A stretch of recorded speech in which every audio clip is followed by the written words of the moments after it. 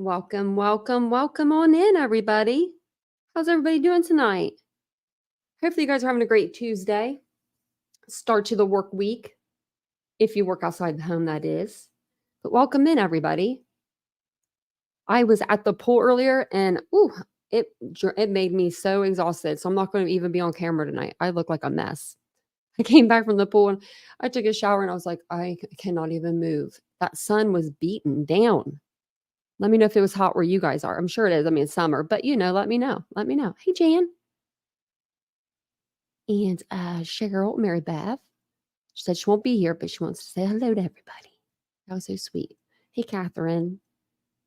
Tammy's in here. And look, unfiltered, that's me. I put that on my other channel. How are you doing, Mary Beth? ADM. Hey, Tony, how you doing? Ladybug and HGG. It's good to see you guys. Hey, Crystal, it's good to see you guys. We're going to talk a little Sebastian tonight. We'll let some people kind of fill in, get comfortable, get seated, get their drinks, get their food, whatever you guys are doing. I don't know, it's 8:20. What do you guys normally do? We usually aren't live yet. We normally usually aren't live yet. But I wanted to come live a little bit earlier tonight because we just have a lot to go over. And I wanted to go over the behavioral panel. Like I've been wanting to go over this for months. And I'm like, no, don't do it. No, don't do it. And then I'm just like, why don't you do it? Because you want to watch it anyway. Go watch it with your people. See what they say. So that's what we're here to do. 95 in North Carolina. It was, it's probably about the same here in Ohio. And that humidity, that's what gets you. That's what gets you, You can't breathe very well. Yeah. Which I don't have that problem anymore, thank goodness. But my breathing's been okay. But I know people that, have had bad breathing during this time of the year. And I was going to say something else. Bad breathing. Me, it just makes me exhausted. The sun exhausts me. And thank you, Mary Beth, for gifting out 5 memberships. And welcome in, everybody. If you got a membership from Miss Mary Beth, make sure you tell her thank you. And thank you, NHGG. I appreciate that. I took that picture in a store that I used to work at, and I was feeling myself this day. Hey, Ninth Life. When you have an outfit and you feel like you just feel really pretty? That was that day for me. It was a Monday morning, too. I was like, I'm going to make sure everybody in this company sees this outfit. It was right during COVID, so. Hey, Debbie Clark. It was a cooker yesterday in Michigan. Yeah, it's been hot here. Humidity, yeah, and I live. The humidity is what gets me. My boyfriend's from California, so he's used to that dry heat where it gets super hot out there, but it's dry heat. It complete night and day difference. If you can do humidity, when you go out there, you're like, this is nothing. It would be like 100 degrees, and you're like, oh, for real? I could just be like, you could just lay out in it all day. I mean, it's insanity.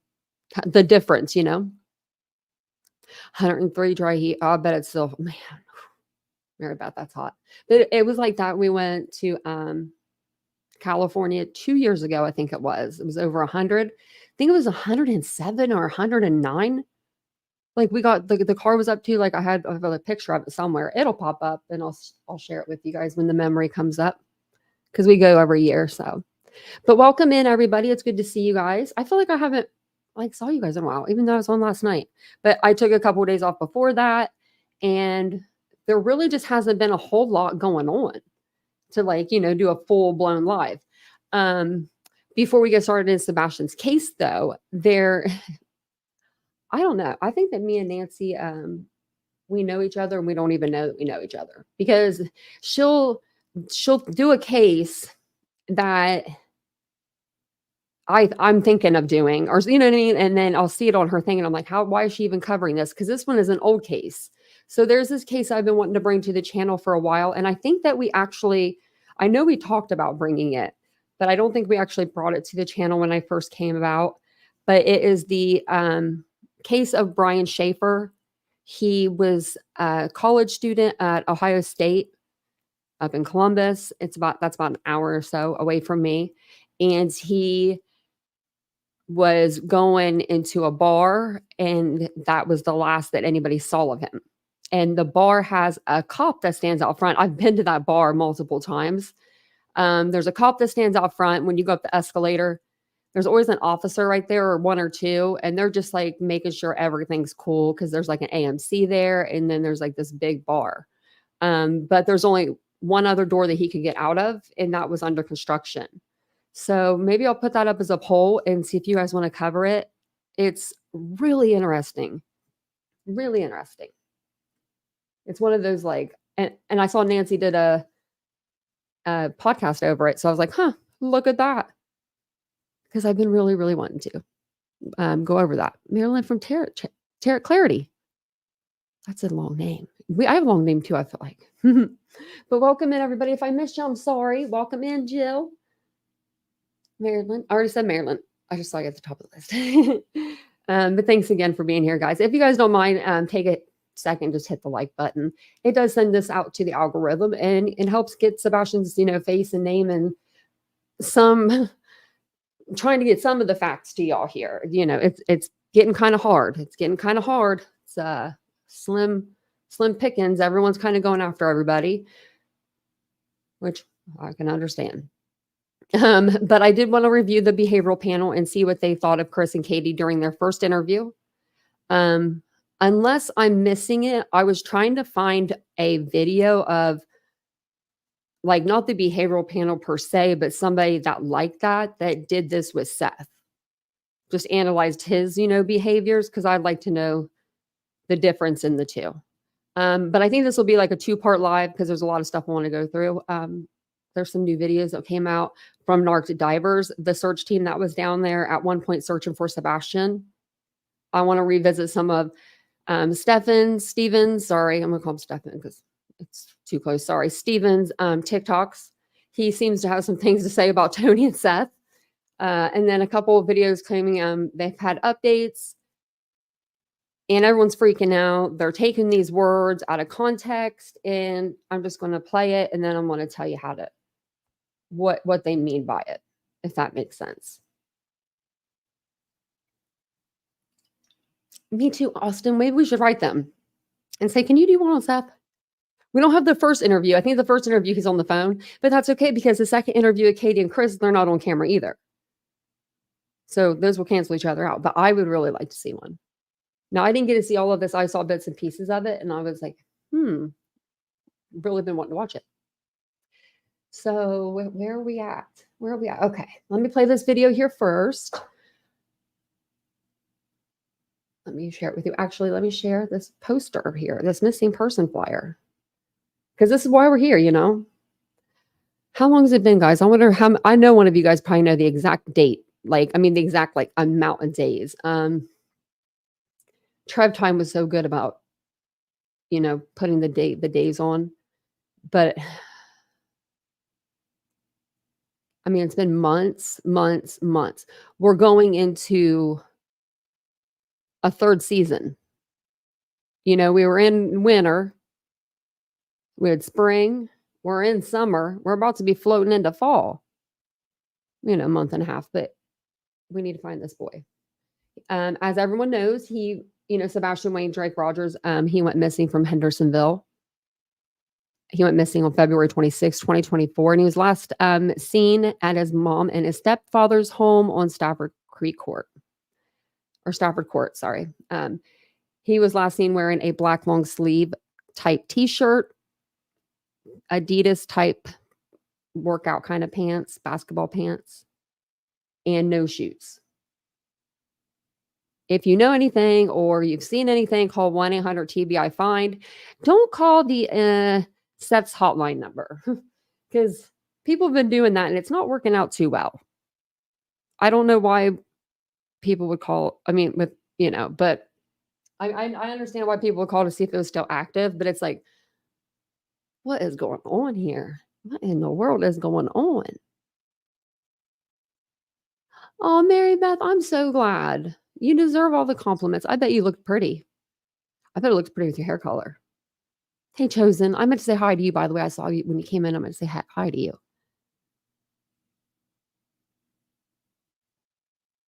I'm just reading what you guys are putting. I'm usually on camera so you guys can see what I'm doing. Yeah, I would love to see someone do one on set. That'd be nice. Okay, Debbie. And I can understand that. We've actually, I looked earlier and I was like, dang, we've covered 4 or 5 other cases since we've last covered Sebastian. It's been a while. I do have some questions though about these videos, so I'm gonna play them, and then I'm gonna get your opinion. Also, we are looking for, Sebastian Wade Drake Rogers. He is 5'5", 120 pounds, brown hair, brown eyes. He has glasses that he normally wears. Needs them to see. Now, this clip here is from the other day. We played this live. It came out right before the live or during the live. And I'll tell you whenever we get to that part. I think it's right in the beginning. A father refuses to give up on his missing son. 15-year-old Sebastian Rogers disappeared nearly 5 months ago. Okay, right here. So I looked this place up, right? The Kid Kingdom. Now, I thought I was on here. If you guys were going to take your kids to a park, wouldn't you take them to a park that's close to your home? Mary Beth, thank you. Who got that? Chosen got that membership. I was hoping that would say Chosen. He deserves a gifted membership. He's been a member of the channel for a while. But so Kid Kingdom, I looked it up because I'm curious, and I was like, okay, let's see where that's at. So let me go share this here with you. So this is from Stafford Court up here all the way to Kids Kingdom Outdoor Playground. 15-minute drive, one way. And I was like, well, maybe they just don't have a lot of parks. So then I looked it up. How did I do that?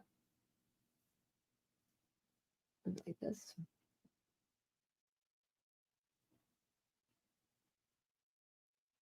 should be a little thing where it says like it'll let me.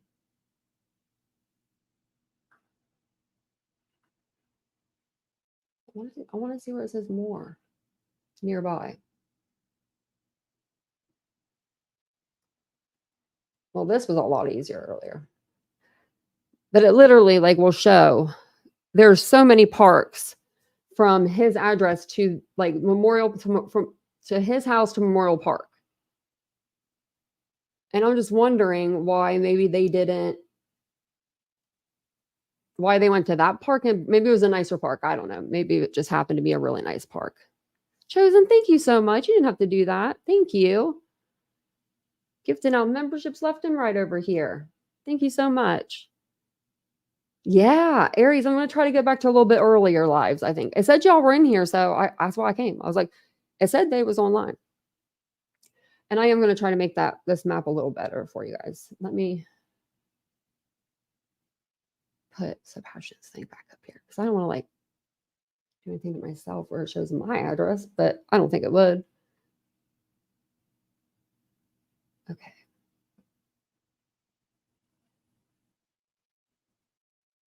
I did it really fast earlier and I was so surprised. I was like, look at me go. Kids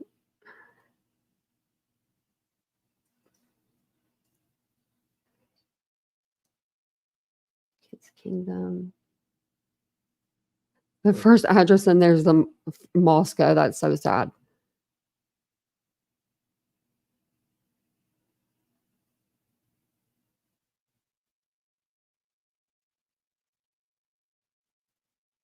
I'm trying to figure out if I can see how I do it.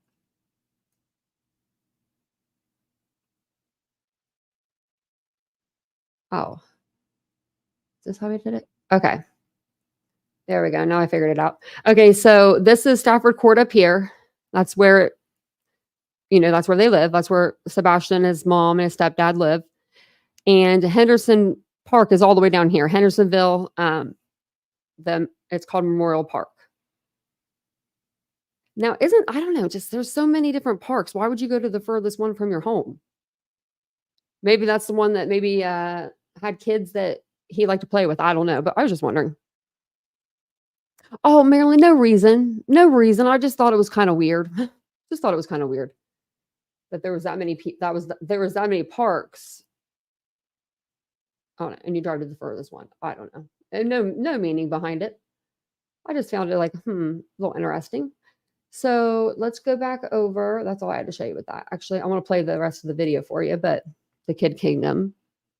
And I'm thinking this is the park that Seth took the video of Sebastian when he was little, like when he was a lot younger. I think this is the same park. Correct me if I'm wrong, but it looks like it's the same one. And I'm wondering if okay, so I'm not a divorced parent, so I don't know, but maybe you guys are in your home. Would your child have a favorite thing to do with you as compared to like a favorite thing to do with his other or her other parent? Or would your child's favorite thing just be one thing in general? Like, my kid loves going to this park right here. Doesn't matter if he's with his mom or his dad. Like, that's what I'm trying to think of. Like, would kids think like that? Appeared nearly 5 months ago, and his father, Seth, is still searching. Good evening and welcome to News 2 at 6. I'm Bob Mueller. And I'm Haley Wilgus. Sebastian's father told News 2's Caitlin Quisenberry they're operating this like a recovery effort, even though he believes Sebastian is still alive. Memorial Park was one of the first places Seth Rogers tells me he searched for his son, Sebastian.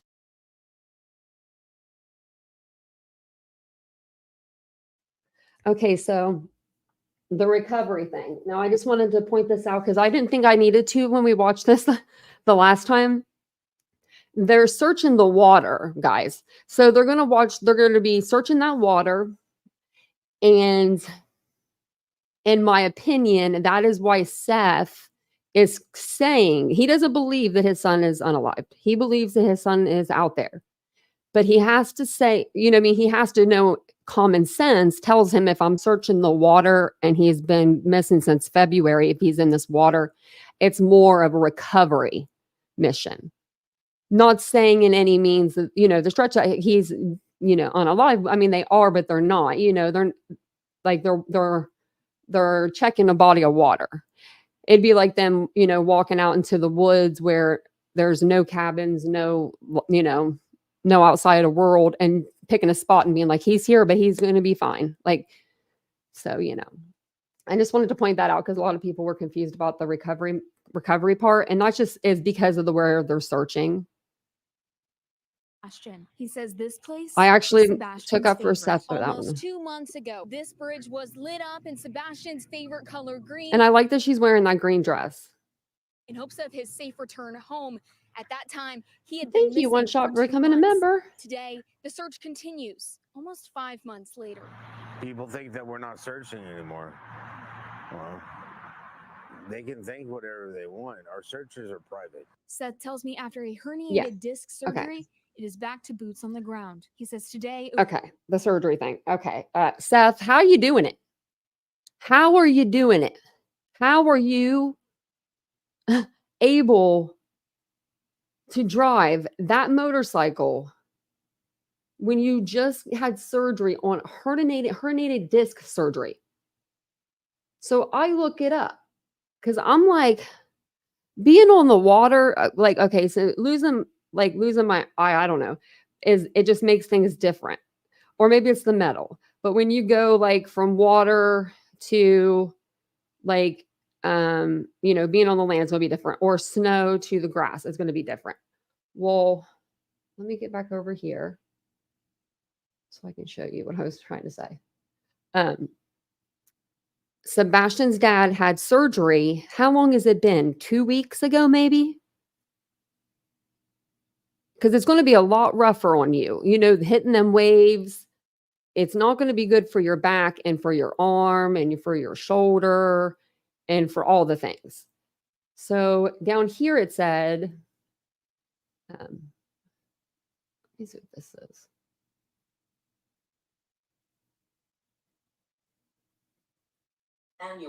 Annulus. Okay, it says no boating until the annulus is healed. And that's like, I guess, the wound. Usually 2 to 3 months, depending on the size of the tear. Don't rush it. It may take months to as long as a year to a year. See, that's what I'm just like, how does he not have his arm in a sling? I mean, I'm not trying to, I'm just wondering. I'm just really concerned about this guy because I don't want him to be out there being like, get a photo op of me driving the boat and he's hurting himself at the same time. You know what I mean? That's not going to be good. Okay. I could do that. Okay, let's play him again. Oh, sorry. I thought it was up a little bit louder. I'm sorry, guys. Let me play that louder for y'all. I'm sorry. It was loud on my side. Over 40 searchers, vetted by his private investigator, will be eliminating locations Sebastian could be in Middle Tennessee. Now I don't really have much stopping me from getting out there and doing what I need to do. You can see the wound on his neck. So when they did the surgery, they go in the front. I genuinely don't know. I don't want to know. Really, I don't want to know, but I'm going to look at him anyway. Yeah, you can see the bandage right there. And Seth, that has to stay dry, buddy. You can't sweat on that. Oh, good Lordy, you can't get water on there. Oh, can you imagine the smell? Oh. I've had too many surgeries. This is Seth, you need to have something else other than medical tape bandaging you up. He just has like the tape. He doesn't even have like the bandage part. Who's doing this to him? What in the worldy? I'm doing what I need to do. There's a refocus. We're trying to. Can we put some money together to get Tony a new shirt?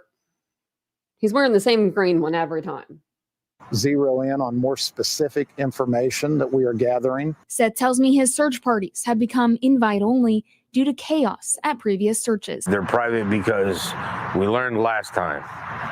We had people following my searchers around that were just handing out flyers, and it doesn't bode well for people who are trying to help to be put into hostile situations. But he says the goal today is not to find Sebastian. The search that we're doing today is a recovery effort, and I'm praying that we don't find him. Seth says he believes his son is alive, but he added, some people still don't know Sebastian is missing. We have to continue to hand out flyers until everybody knows. Seth and Tony tell me they have one unanswered question for the Sumner County Sheriff's Office. We think it's a valid question. We think it's a fair question.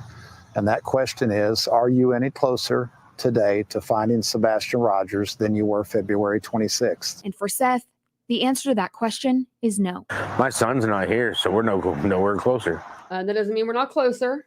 Doesn't mean we're not If you closer. have seen It means they ain't telling you nothing. They ain't telling you nothing, Seth. Night Star, hi Tanya he needs a Goodwill. He needs a Goodwill shirt. Well, shoot, Night Star, I might as well go to Macy's and get him one if I go to Goodwill. I heard everyone's going to Goodwill nowadays. So they're like jacking the prices up. Have you heard that? I've heard that. Okay, where are we at? I had to run and grab a drink. Yeah, he probably shouldn't be out there. I'm sure disability is not going to be liking all that. His arm's literally on the other side of him. It's like not even where he's milking it, where he's using his left arm, his other arm. I mean, and he can't be on any medication. And he said he wasn't on his live because you can't be driving the boat and you can, but it's illegal. It's illegal to do those things, but you can. But I don't think that he's taken anything. He said he wasn't. Now, I don't know.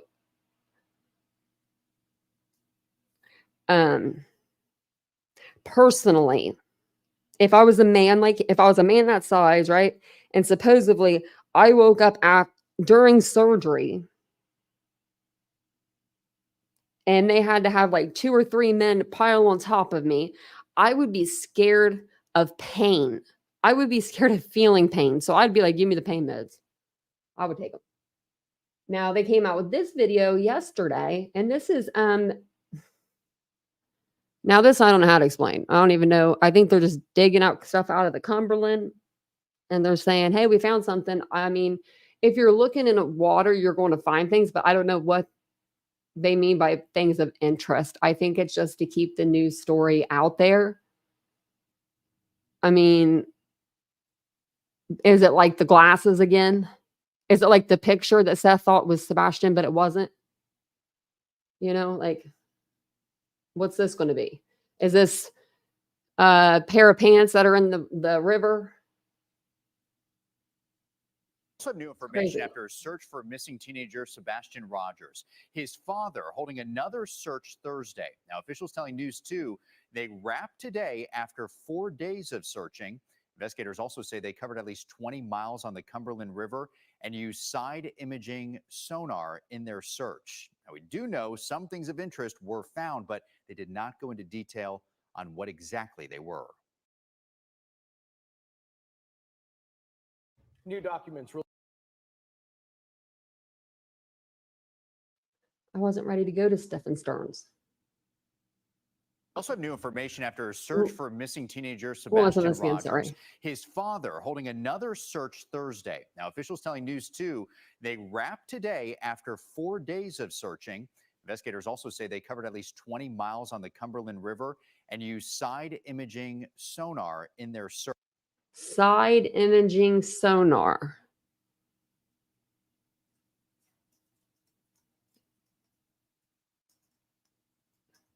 I know. I wonder, like, if narc divers could help us out with that. Like, what does that mean? Okay, I kind of can see what it means. It's like the images that we were seeing on him on TV showing. Like, let me open one of these. Like something like this, side by side, I guess. Man, that gives me the willies just looking at it. Like, I don't know about y'all, but just look. Like, I can't do the world when it comes to water. I'm sorry. I don't know what it is, but if something about it freaks me out. I couldn't be out there doing that, doing what he's doing. Bravo to him, you know, really. I couldn't do it. Let me exit out some of the millions of windows that I have open for some reason. We already looked up that. And then Steven, do you guys know if Steven did like a live the other night? Because I'm like hearing snippets of it, but I didn't see it myself. But he does talk about like some of this, like he mentions it and he brings it up. So we will, I think this one's brand new. Did he? Yeah, this was just an hour ago. Okay, so we'll do the ones from the last couple of hours ago just to see what he's saying. He has been searching by himself out there. I think that he's with a girl now, Psychic Sleuth or something like that. I'm not sure exactly what her name is, but he's out there with her. He seems to think she's, you know, pretty good person. And so they're out there searching together. He hasn't been documenting his searches. Like he'll come on at night and do like a live, but he's not out there actively live searching or like live streaming while he's searching, which I felt like I could respect him a little more back, you know, because he's trying to get himself out of that hole he created when he first came here, you know? So let me see what this one is. So yeah, this is the one where he's just like talking about how he's going to be out and about around this area. a lot of times I don't post these. I'll do like a live explaining everything that I did or whatever. But here's some things I want to address real quick. Is one of the things that me and the Psychic Sleuth were talking about, Rochelle, is actually right here, this area right in here. So that is like part of the main channel. And what you got to remember is when it floods, a lot of rain, lots of torrential downpours, a lot of these inlets have like the little curves, right? They go into it. So stuff, especially in this river, stuff tends to go to those like little roundabouts is what I would call them. So what I'm doing is looking at everything underneath it. And then this will be one area that, you know, that actually I've spent probably 3 days on it before I can say, hey, I don't see nothing that looks out of the ordinary. And I'm not going to tell y'all that, oh, I've got some stuff that I'm questioning. No, man, there's nothing in here. I'll just be straightforward with that. And this is from 4 hours ago. Oh, and if I did find anything, I definitely wouldn't tell anybody there's things I'm questioning. So, but one of the main areas that we're focusing on, Rochelle and I, is this area right behind right here. So I will let everybody know. Look how big it I is. find it, I'm a little aggravated, obviously, but we'll see how it goes from there. And when everything gets done, just try to move on to another location. Odie, Man. Out there searching though. I'm surprised. I'm surprised he's been out there this long. I ain't gonna lie. I probably would have been like, I'm giving up for a minute. Just, I need a minute break. But he has been out there. I mean, maybe he has taken a minute. I don't know. Because I know that I'm pretty sure he has a child, and I know he has a wife. And so I'm pretty sure, he'd have to come home at some point. And maybe he does go home every night. I don't know if he's close to there or not for me to say, but it would just be like, where you been? So, okay, I think this one was another one that was kind of entertaining. did y'all know that there's fabricators out there that don't even get paid for doing what they do? And I'm gonna play this again because this is pretty funny. I'll give it to him. Did y'all know that there's fabricators out there that don't even get paid for doing what they do? And I'm not talking about your normal fabricators like your steel fabricators or anything like that. It's crazy because it almost went over my head. And if you lean in, I'll tell you, they're the type that know how to take a molehill and turn it into a mountain, and they believe their own lies. Did you know that? And I really feel like these people should get paid for it because, dude, they can take the smallest of things and turn it into this imaginarily huge, exaggerated idea, and people believe it. It's crazy. I was sitting here wondering myself, like, damn, maybe I am related to the Bower Sox. But that can't be, right? My family's from Savannah, Georgia. I don't know anybody in Hendersonville. But, we got to believe them because. Who said it? Who said Crabtree was related to the Bower Sox? They do be fabricating some shit. Man, y'all got to do better, man. Y'all literally are believing absolutely just everything you hear. You take the smallest of things, like my I heard that titanium built. I heard she's related to the Bower Sox. Last name, because it's a Crabtree. You think that I'm related to the Crabtrees in Hendersonville for some odd reason. I'm not, man. And you know what's funny is if you wanted to pay for like my Jeep or whatever, you could. If you want to. I mean, I don't give a shit. I'm going to tell you, you'll probably laugh your ass off when you realize how wrong you are. But then again, maybe that is the reason why you type of fabricators don't get paid, right? Because it's fabricated. It's a lie. Because it's fabricated. It's a lie. There were a couple more. I'll have to look through these and see which ones are good to like play. But I want to go over to that Cajun Girls freaking page. Okay, because I'm on my other account. Because she kicked me out live. And I don't know why, but she did. But she did. And I didn't like it that one time. So I was just seeing if she was live. Because she is she's always with like Tony and all of that on TikTok. So has anyone seen him on TikTok lately? I haven't been on there to even really look. So let me know if you guys have seen him on there, what you've heard, what you've seen, because I really haven't. I've just been listening to, a couple channels here and there and just taking it all in. Just taking it all in. I am blocked from most of Toxic Tony's crew. Yeah, so she's like, she's a TikToker, but she doesn't really bring anything to the. She's not bringing anything to the table really. She finally put some videos up, but they're like not even interactive. Like, you could do better. You could do a lot better. You can get people to click on those videos and not just scroll on past like they're going to. With like, I don't know. I think she could do a little better. She works with Tony, or not works with Tony, because sorry, he doesn't work. He's a volunteer. Very weird. I'm sorry, but that's just weird to me. But yeah, she gets on TikTok. She'll do like an 8-hour TikTok. We would always like tune in because we're like, oh my gosh, we're gonna get some like info about Sebastian because Tony's on there. And then it was basically Wienergate 2024 happened. Pooh Bear, you got blocked from JLR's channel. What'd you do ever on JLR's channel, Pooh Bear? Someone by the name of Pooh Bear.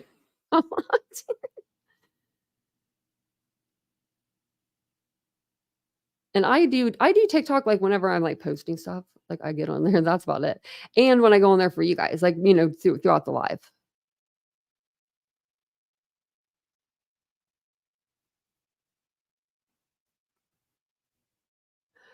Well, that sounds good. Mary Beth's over here eating freaking amazing sounding good food. What was that? Chicken teriyaki? Ham cheeseburgers. Pineapple and ham cheeseburgers. Wow. Never had that before. Can't tell Mary Beth about nothing. She gonna put that pineapple and ham on whatever she wants to. Okay, so what I wanted to watch with you tonight was this, and it's actually we got through it faster than I thought. Or through the first part. So, and there was a couple other things I want to go over with you guys, but I want to wait till I get the receipts and stuff like that on them. I know that there's a hotline number out there that Seth put together. Remember Seth and Tony put the Google hotline number out there? Well, Granny's watching called it on her live the other day, and I must have missed that little bit, like that part, because I didn't hear about it until like later on, and I was listening through the live. So I must have missed that part where she had actually called. But a lot of people have a lot to say about that. Now, I mean, she called, she wanted to know if it was open. She got her answer, but I feel like other people that are doing the same thing, like following in her footpath or whatever, they probably shouldn't. It's a tip line, a hotline that's supposed to give out information, not give information. Also, I was listening to a live earlier today, and Terry Lynn, clear as day, is prank calling this tip line. This tip line is supposed to be for Sebastian Rogers tips related to Sebastian Rogers, and some of the things that her chat was telling her to put into this voicemail today that I heard today. It probably happened last night or whatever. It was disgusting, despicable. They're outrageous, egregious. It was wrong. I don't know however else to put it. It was just so many things, so many of the things. Thank you, Mary Beth. Hey, Pooh Bear, look at that. Subby.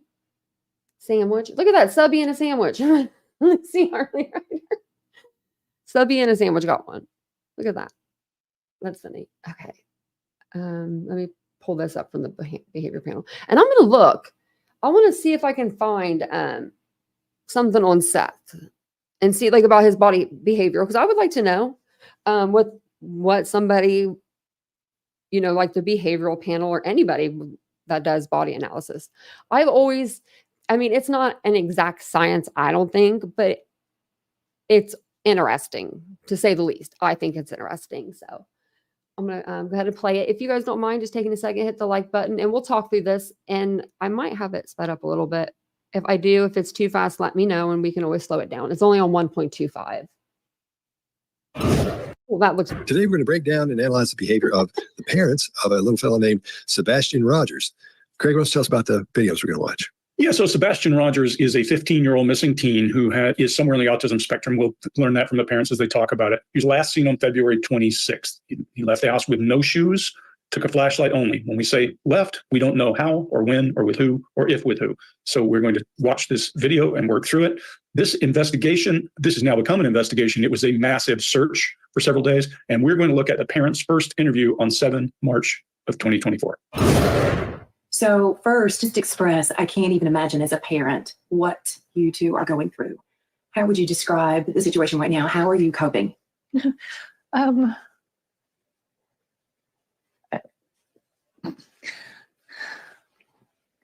a constant roller coaster ride of helpless and hopeless and many other emotions all in one, and it's a never-ending roller want to take that back.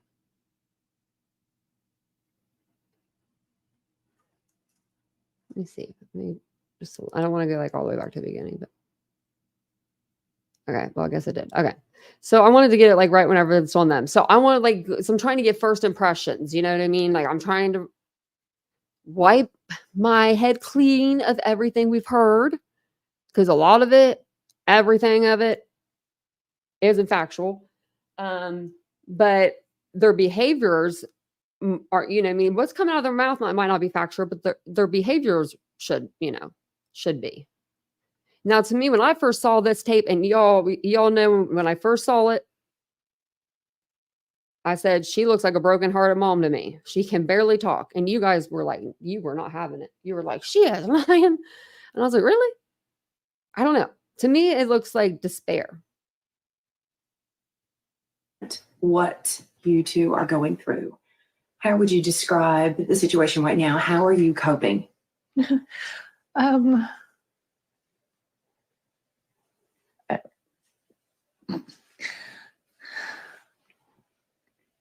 on a constant roller coaster ride of helpless and hopeless and many other emotions all in one, and it's a never-ending roller coaster. It doesn't stop. It won't stop until he walks through the door. I wouldn't wish this on anyone.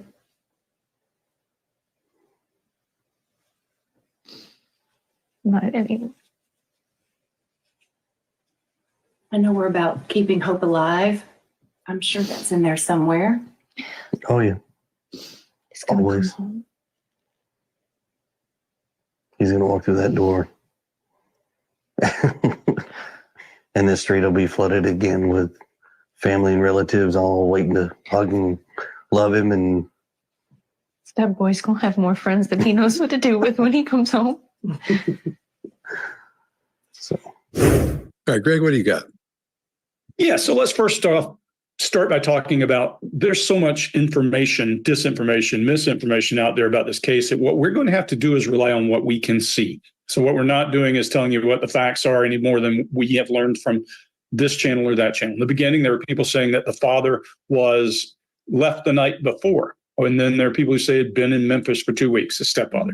So there's a ton of stuff here. And what we're going to do is tell you what we see. Some of you are going to be irritated by it. That's okay. That's part of it. But what I want to start with is saying this guy's a tower crane operator. You know what a tower crane is? It's you climb up a really big ladder and operate a crane. You're moving stuff around over people's heads all the time. So if he's not as flappable, not as shaky, doesn't bother me, because I think, okay, here's a guy who does something that's kind of high stress for a living. That part's one thing. But what I am going to do is compare him to him, not him to me or him to Mark or him to Scott or him to Chase. We're going to look at what we see in him and look for deviations. In the beginning, she's doing an adapter that is awfully close to what I usually refer to as trancer. Trancer from a True Crime Workshop, where a person makes themselves emotionally unavailable to you by some kind of movement, by too much overwhelming emotion, but she isn't unaffected. She's available. So don't take that out of your mind that just because she's swaying means she's doing something. It means she's comforting self, because that release of nervous energy is comforting. There's a clear handoff from her to him. And if you don't think that's a handoff, you're not paying attention to what they're doing. That doesn't mean that she said, if I cry, if I laugh, if I do, you need to do this. It means that he sees that she needs that relief. Could be scripted, don't know. But his language in there is awfully wooden and awkward, which tells me that this is probably when they were thinking about, what are we going to say? He's going to say it's been an emotional roller coaster, because the language seems awkward. It doesn't seem accurate or upfront. It's okay, because that's what people do. There's also a couple of other little bitty pieces of body language, and then I'll go to something else, let you guys cover the rest. But he does that's fair, body language when he's asked the question that he should have considered about, I forget exactly what it is. Oh, yeah. When she says, there's still hope, right? And he's like, oh, yeah, there's hope. I should have said that, should have thought of that. That's what I see in that body language. There is, however, some really interesting body language when they talk about friends. And when they talk about a lot of people coming back, he's going to have more friends than he's had in the past. And her lead into that, the stress on that word friends, makes me wonder, was there some kind of an altercation about his access to people that she feels guilty for? She feels something about, because that comes up pretty strong in both their body language and in her stressing of the body language or of the word. Chase, what do you got? Yeah, and to mirror Greg, we're here to analyze the behavior only of Sebastian's parents. And first and foremost, I want to emphasize that there's an outpouring of community support for Sebastian, and our focus is solely on understanding the behavioral dynamics of what's going on and how it might contribute to Sebastian's getting back home. So this is not about assigning blame or guilt. So we're just doing an opinion here to help in any way that we can. So with this rocking back and forth, I think it's a self-soothing behavior that people very often exhibit when they're under a lot of stress or they're going through some high level of anxiety. My mama used to do it with her foot. She would shake her foot back and forth. And then one night I was helping her get to bed and she was just doing that with her foot. And I'm like, what are you doing? And she said she was rocking herself to sleep. So I do think that's a soothing mechanism. She's trying to soothe herself, trying to grasp, I think, what's going on. A way for our body to comfort itself in the absence of external comfort. And then there's a smile when she turns to her husband here. And this is likely disbelief, not some kind of joy or happiness about the moment. This is why we talk about context and when those behaviors occur. It's so important. And for now, I'm just going to assume it's baseline until I see more with this rocking and stuff. And when she says he's going to walk through that door, or no, he says this, when he's going to walk through that door, there's a lip pursing behavior right there, which is a little unusual. We see this kind of lip pursing. And this is most often a nonverbal sign of disagreement or disapproval. And sometimes it's like a person's holding back something they don't want to say, or they're expressing doubt about what they just said. And they're not looking at each other and they're not responding to each other's statements. And I think this could be a sign that there's no rehearsal, but it could also indicate there's something going on between them, like some emotional drama, which I'm sure there is, especially if Sebastian's missing and they're both innocent. And in the videos we've seen like this one, where we do know the outcome, this behavior is more common in people who are innocent, but there could be more to see here. And I think this single behavior doesn't spell anything definitive.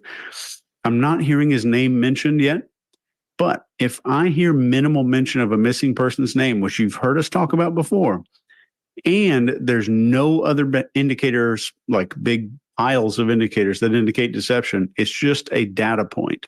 So I keep that in my back pocket until I see a cluster of behavior. Scott, what do you got? All right. Thanks, man. I agree with you. I'm seeing a lot of the same things you guys have seen so far. But right out of the gate, there's a little something with each of them that bothered me a little bit. Like we were talking about before, doesn't mean they're innocent, doesn't mean they're guilty. Nothing. I'm just telling you what I see. We're just telling you what we see. He shows no emotion toward her whatsoever. It's a flat effect and no grief, no concern. And he looks really rested. And so that rocking she's doing back and forth. We see this throughout all the videos we're going to see today. What we'll look for during this, pay attention to this, is fascinating the way this works. You'll see them rock in tandem a few times, especially at the beginning of the first one to answer. As she's rocking, he'll start rocking with her. So he's matching her rocking. And I'm sure, like what you were talking about, Chase, the emotional thing between them is she may have just sealed herself off. She's probably in such a big upheaval of emotion. She's short with him. He's trying to be cool because she's worried about a kid, is what I would think. That's what I took out of that. Her eyes are red. She's not rested. She looks like she should look. And that upheaval emotion that we see, she's suddenly reliving that horror. I always talk about that on here, how we're not seeing that. So that's one of the things we're seeing with someone who we haven't seen with people who aren't innocent. She's got a new Kleenex. Now, if you remember, the last person we looked at that was crying and all that stuff, constantly wiping their eyes and doing their nose with the same Kleenex. And it's just this balled up little ball. Hers isn't, it's new. And notice how many times during these videos, she doesn't wipe tears and she doesn't wipe her nose. She only does it a couple of times because those are the times that she needs it. People who are faking this usually are in the impression, I should have tears coming out, so I'll keep doing this. And notice when she uses that Kleenex here at the first, where she just does it on the top of her nose. So I thought that was interesting as well. Not saying she's innocent, not saying she's guilty, but these are just things that I'm noticing anyway. And then she's not looking at him at all. Doesn't look at him at all, but he does look at her as they go through. So, all right, Mark, what do you got? Yeah, very much the same. Look, time has passed since they had, notified the police, and this interview is happening. Maybe as much as, what do you think, Greg, like 8 days or something like that? Yeah, 8 days, 8 Yeah, days. around about that. Around about that. Okay, so look, it's time for them to organize a story together if they wanted to. So yeah, look, they could organize a story together. What they can't organize is the synchronicity of their movement. That choreography would take a lot of rehearsal, and it's consistent. She rocks back and forth 3 times. He breathes in and out. There's this waltz timing going on throughout. You can't rehearse that stuff. They're absolutely in synchronous movement. That would suggest, just as you're saying, Scott, that there is a shared experience, a shared emotion.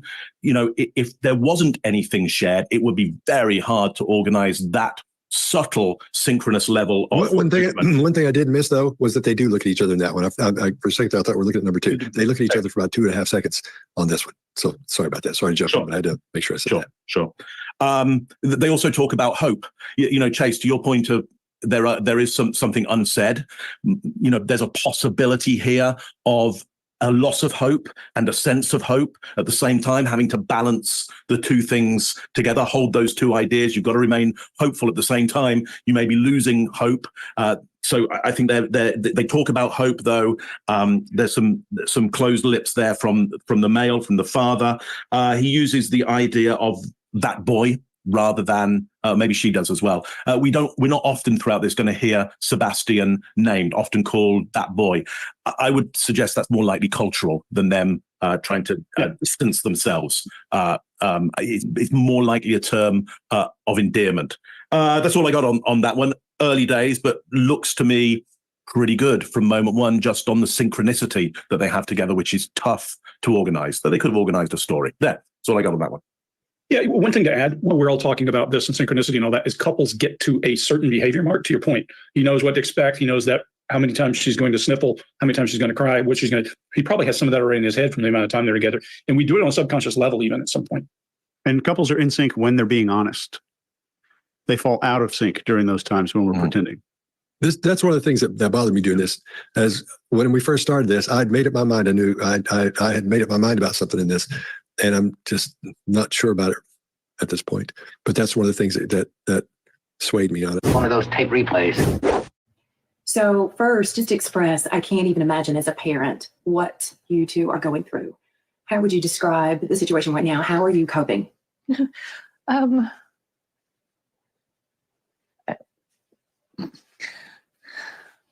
Right there. That's We're on the a constant question. roller coaster Okay. ride of I was hoping they would helpless do and that again. It's the question. She's probably gotten asked that question 100 times since her kids went missing. How are you coping? How you doing? How you doing? How you doing? How you doing? So she does this, in my opinion, I'm not a behavioral analysis person, but she does this like almost like looks to Chris to say, we're hearing this stupid ass question again. And she goes, like she almost like smiles and laughs but it's like almost like she's releasing the nervous energy. That's just me. That's how I took it. But we'll put it back. I'm autistic as hell. Yep. Can't blame it on that. Because your girl's sitting up here with, I mean, I'm doing it.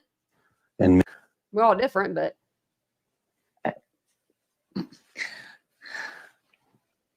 we're on a constant roller coaster ride of helpless and hopeless Oh. and many other emotions all in one. And it's a never ending roller coaster. It doesn't stop. It won't stop until he walks through the door. I wouldn't wish this on anyone. Not anyone. I might have went back too far. I know we're about keeping hope alive. I'm sure that's in there somewhere. Oh, yeah. He's gonna Always. come home. He's going to walk through that door. And the street will be flooded again with family and relatives all waiting to hug and love him. And All too far. That boy's gonna have more friends than he knows what to do with when he comes home. So here we are, 8 days now searching for him. Walk us through that Sunday night that he went missing. So walk us through, we've got so many people who really want to know, okay, how did this happen? So kind of just walk us through that night. We were out and about that day. We were having a really good weekend. We got home. Everything was pretty normal. He was playing in his room. when I told him to go to bed, he did. He said, "Good night, Mom. I love you." Said good night to his puppies. A little bit later, I wound up going to bed, and when I woke him up for school, he wasn't there. So in your mind, that's usually around what time? When do you normally wake up? Around 6 o'clock? 6. So were you instantly thinking something's wrong, or were you like, he may just be already in the shower? I took a second and walked through the house looking for him in case he'd gotten up and was trying to get breakfast or something, because he did that sometimes. About 3 minutes in, give or take, I was on the phone with my husband. I said, "I can't find him." He said, "What do you mean you can't find him?" I said, "He's not in the house."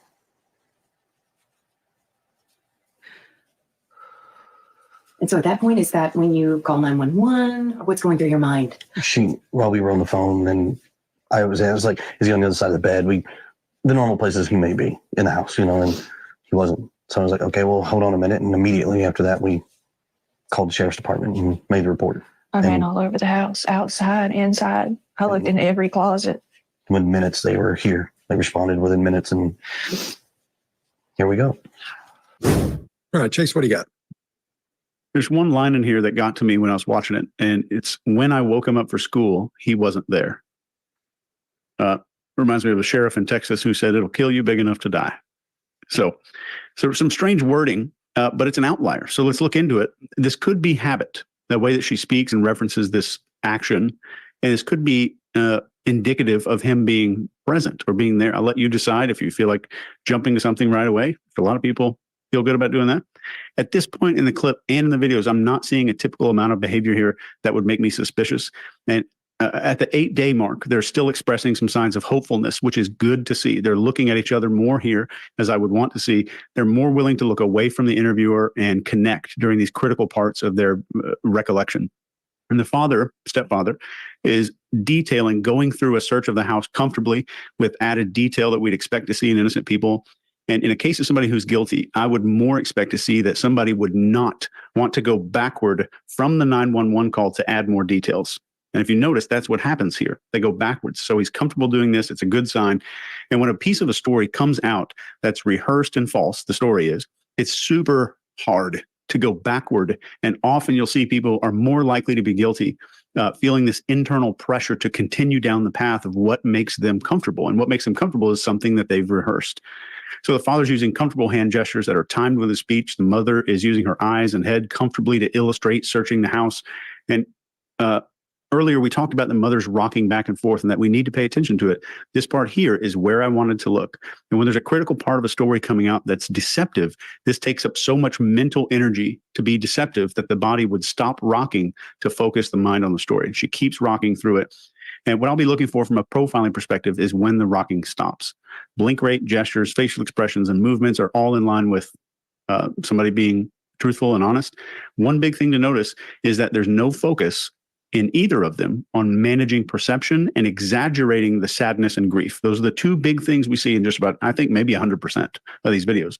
Manage perception, exaggerate the sadness and the grief. We're not seeing those two big hallmarks. Mark, what do you got? Yeah, when I asked him to go to bed, he did, and there's a little bit of an exhale of laughter around that. So a release of tension around that. My guess is, and I'm speculating here, is you've got a male here reaching teenage, more testosterone, therefore more obstinate on the spectrum as well. So that can exacerbate the routines and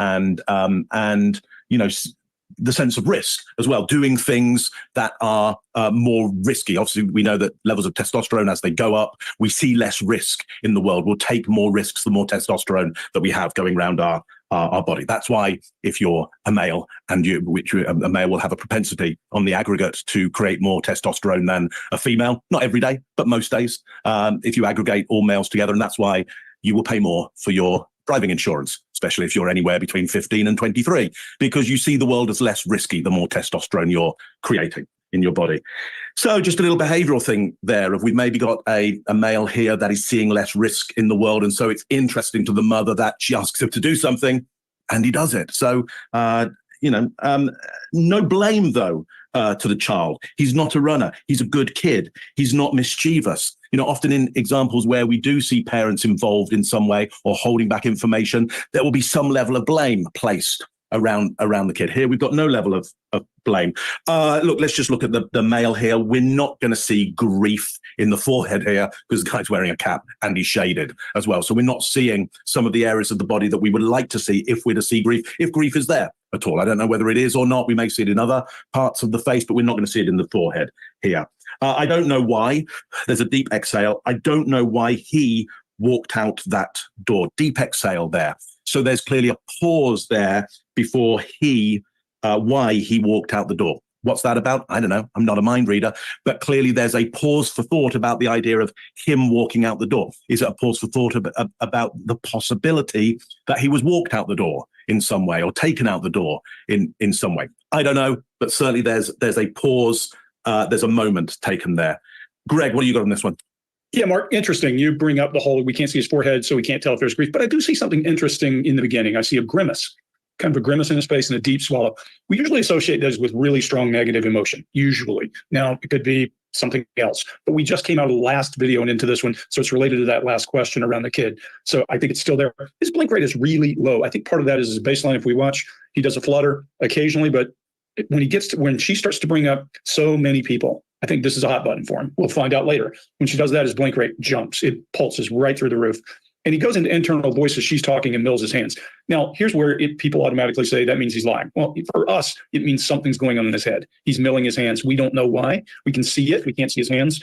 We know he's feeling stressed, but there's a missing kid involved. Mark, to your point, we don't know their relationship. We don't know any of that. One interesting and odd part of body language to me that does occur. She says, we had a really good weekend. And he's down to his left in internal thought and disengaged with his eyes. And then he raises his head and nods yes. Well, if he's not home, how does he know what that was? Or is he just supporting her is the question. So we'll look for a pattern of that, looking for where he's trying to endorse something versus just supporting what she's saying. We really can't tell. And I agree with you, Mark, when the mother laughs about he did go to bed, he's been defiant. Clearly, you can tell that. And here's an interesting one. I've tried to find out whether he was home, whether he was away at this time. She says, I went to bed. I, not we, I. So interesting. That means sounds like he wasn't home. She would have to be very thoughtful and use the pronouns if she was going to cover that. And then let's see.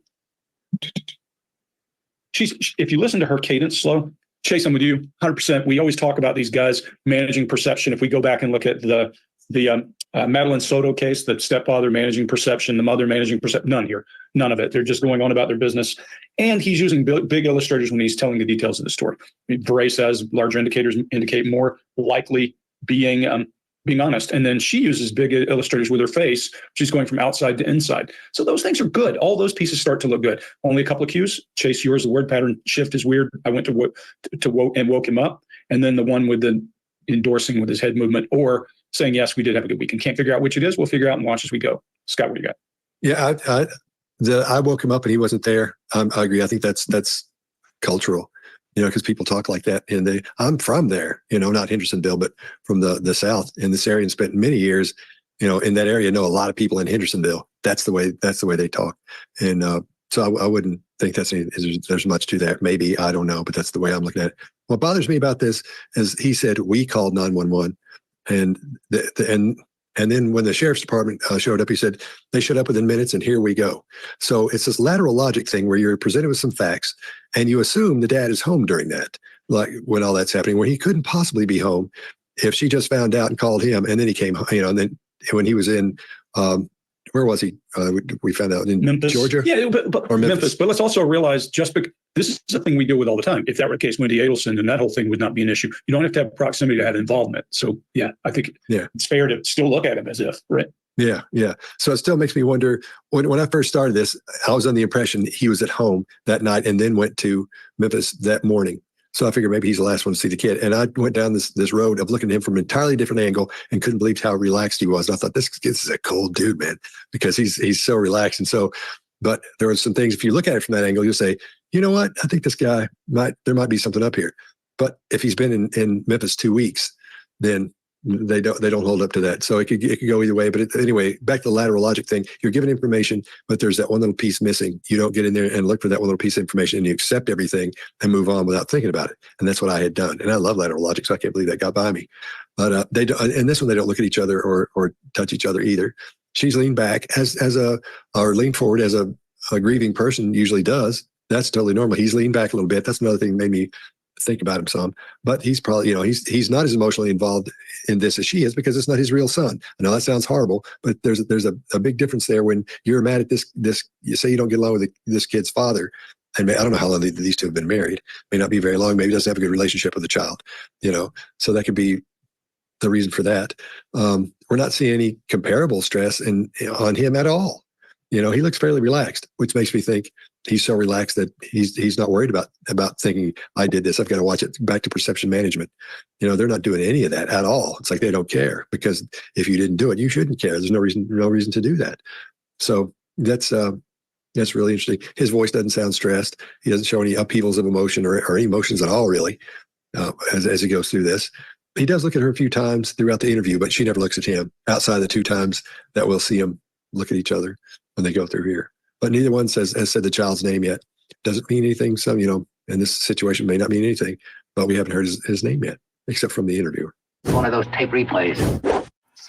So here we are, 8 days now searching for him. Walk us through that Sunday night that he went missing. So walk us through, we've got so many people who really want to know, okay, how did this happen? So kind of just walk us through that night. We were out and about that day. We were having a really good weekend. We got home. Everything was pretty normal. He was playing in his room. When I told him to go to bed, he did. He said, "Good night, Mom. I love you." Said goodnight to his puppies. A little bit later, I wound up going to bed. And when I woke him up for school, he wasn't there. So in your mind, that's usually around what time? When do you normally wake up? Around 6 o'clock? 6. So were you instantly thinking something's wrong? Or were you like, he may just be already in the shower? I took a second and walked through the house looking for him in case he'd gotten up and was trying to get breakfast or something, because he did that sometimes. About 3 minutes in, give or take, I was on the phone with my husband. I said, "I can't find him." He said, "What do you mean you can't find him?" I said, "He's not in the house."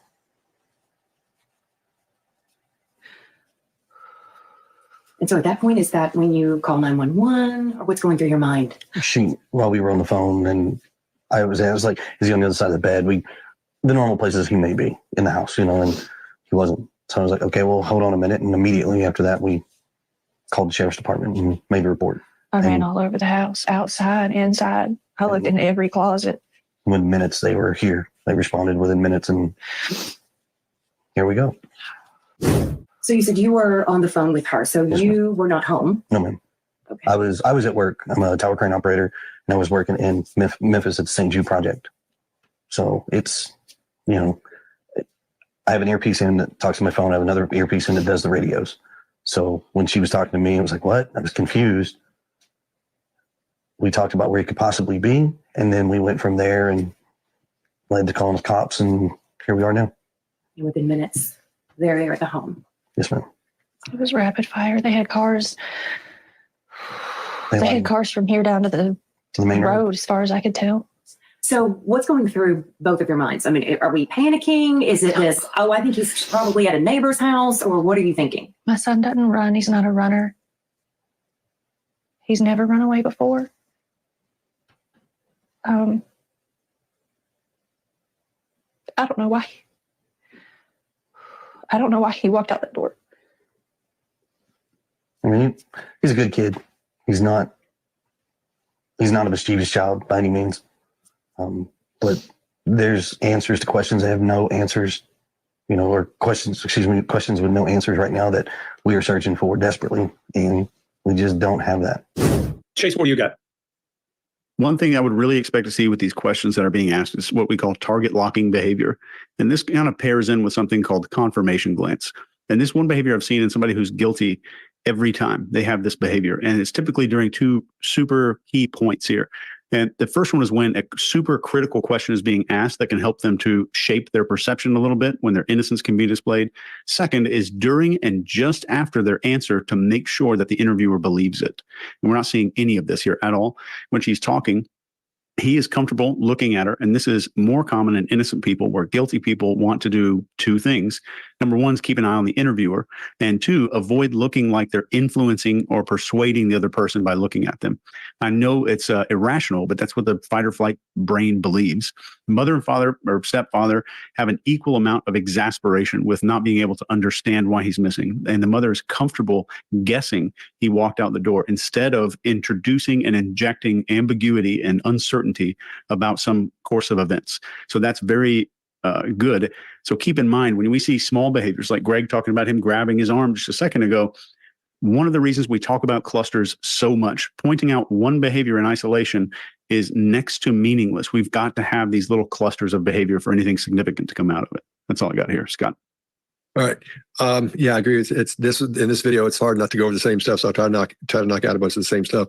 But Greg, I agree with you. When he's scratching his arm, it seems like something's up there. I think all that's happening here is he's trying to find something to say, so he'll have something to say. I don't think he's a big talker when it comes to tell us what you think about so and so. I don't think he's one to drone on and on. So I think for each one of these situations, he's just looking for something to say. He's just trying to be involved, trying to say something. Scott, one thing I would add. I think it's really easy to pick a thing and lock down, and not just forget body language, the scratch. The whole point I was making is that, and then he opens up. So there's a difference. It's also the same thing. Why didn't you choose this question instead of that question? Look, people are under stress. They make different decisions. And this is the reason, like statement analysis, you got to be really careful with where you assign words to people based on where they're from and all that kind of stuff. Just a thought. Yeah, I agree 100%. And then when he's trying to look more concerned than he's very concerned. Don't get me wrong, but he's trying to look concerned. And I'm under the impression that because he looks concerned for a second, then he goes away fairly quickly. Real emotions stick, even though he's feeling these emotions. He's not deep in it like his wife. And my father always said, if in a marriage, if one of you is in the ditch, in other words, one of them is down, so got a lot of stuff going on, you can't get in the ditch with him, or you'll both be in the ditch. So he may be one of those guys. It's like trying to stay out of it and trying to be I'm the guy here and I'm going to take care of everything. So that could be what we're seeing as well, which I'm tending it starting to look like that a little bit for me. But he doesn't really even answer the question there. It's just, he doesn't even answer it. And of course, she goes along showing the same emotional transmissions and transmitting the same thing that she has been at this point. So nothing's changed much for her. She's just showing us all the body language of a grieving mother. Try not to repeat stuff you guys just said. Mark, what do you got? Yeah, just one thing is that when he was talking about being up in that crane tower early in the morning, receives the call, he's got his walkie-talkie in one ear and his phone in the other ear. I kind of thought, wow, that's pretty early to be working. And then I realized Mrs. Atwood out the back here, she's got a tower block being built behind her place, and I can see the crane as we speak, and it's moving around. And that starts as soon as the sun comes up. So I don't know at what time the guy must climb up that, in the dark, which wouldn't be a job that I would want to do any day of the week. So look, often we don't understand the working times of other people, what their work is like. And it's very easy if they're doing something which is outside of our scope for us to go, well, that's really odd behavior, until we look around and go, for their life, it's not odd behavior at all. That's all I got on that one. Let's have another. I have a buddy. Check this out. A buddy named Kyle, and his sister, his sister Kira met one of those guys as he was climbing, going to the tower. She could see him from their window, and as he climbed the thing, and every day she would see him doing that. Make a long story short, they got married. He'd go up again, down again, all that stuff, and she'd see him every day a couple of times, and they got married. I don't know whether I see the same relationship for Mrs. Atwood and the crane driver. Another Atwood incident. One of those tape replays. So you said you were on the phone with her, so you were not home. No, ma'am. Okay. I was at work. I'm a tower crane operator, and I was working in Memphis at the St. Jude project. So it's, I have an earpiece in that talks to my phone. I have another earpiece in that does the radios. So when she was talking to me, I was like, what? I was confused. We talked about where he could possibly be, and then we went from there and led to calling the cops, and here we are now. And within minutes, they're there at the home. Yes, ma'am. It was rapid fire. They had cars. They had cars from here down to the main road, as far as I could tell. So what's going through both of your minds? I mean, are we panicking? Is it this, I think he's probably at a neighbor's house, or what are you thinking? My son doesn't run. He's not a runner. He's never run away before. I don't know why. I don't know why he walked out that door. I mean, he's a good kid. He's not a mischievous child by any means. But there's answers to questions that have no answers, or questions with no answers right now that we are searching for desperately, and we just don't have that. Is there anything that happened that day that you think back and there might have been a reason he was possibly upset or something outside that could have enticed him to go outside? Was there anything that came to mind? We've been combing over that day and even the weeks before he left, and I haven't been able to figure it out. He's that morning he was laughing, he was joking. Everyone we were around that day agreed that he seemed like he was in a good mood. He was behaving. It'd make more sense if we'd been fighting. Or he'd been in trouble, but he hadn't been in trouble. So, the $1 million question, why did he go? And the other $1 million question is how. What about social media? Is there anything that, anyone he could have contacted? Understand he was somewhat of a gamer, or what was he? There was a video game he loved, right? Minecraft. He loves Minecraft. The game that he has is not online. He has the Switch. We don't, because of how social media can be, he doesn't have accessibility to communicate with folks on internet. I mean, we have a firm belief that we just don't feel that right now he's capable of having that kind of responsibility. Mm-hmm. So, I mean, his phone is locked down, his computers, his gaming, he doesn't have a gamer tag. He doesn't have online capabilities with games. We've combed every electronic. I mean, we've cooperated with all the authorities as far as anything they've asked us to provide, we've provided, and still just don't have any answers. Mark, what do you got? Yeah, the $1 million question, or the other $1 million question, how? How did he go? And we get quite a cluster of gestures in the face there and gestures with the body. We've got kind of a closed lip frown, which turns up at one side, almost in kind of a contempt kind of way. We've got, certainly it's an asymmetrical gesture by any stretch. Hands go out in a shrug. There's a sideways look on that. Well, so it's quite a shift from what he's done before on how did he go. I would suggest what he's saying here is that he feels that's the question. How did he get out there? That's key. And I guess at this point, it's moving from a search to an investigation. And so I guess he's putting the stress on this. The how needs to be investigated, not the where is he. Where is he? They don't know where. They haven't found him at this point. We now need to go back and work out how did he leave. And it's maybe, I would suggest the stepfather is saying he didn't leave potentially on his own, or that's a possibility that needs to be looked at. If somebody's to think he's guilty of something, that's an interesting place to go. If you're guilty, to go, let's investigate this. Let's work out how he left, to put stress on that.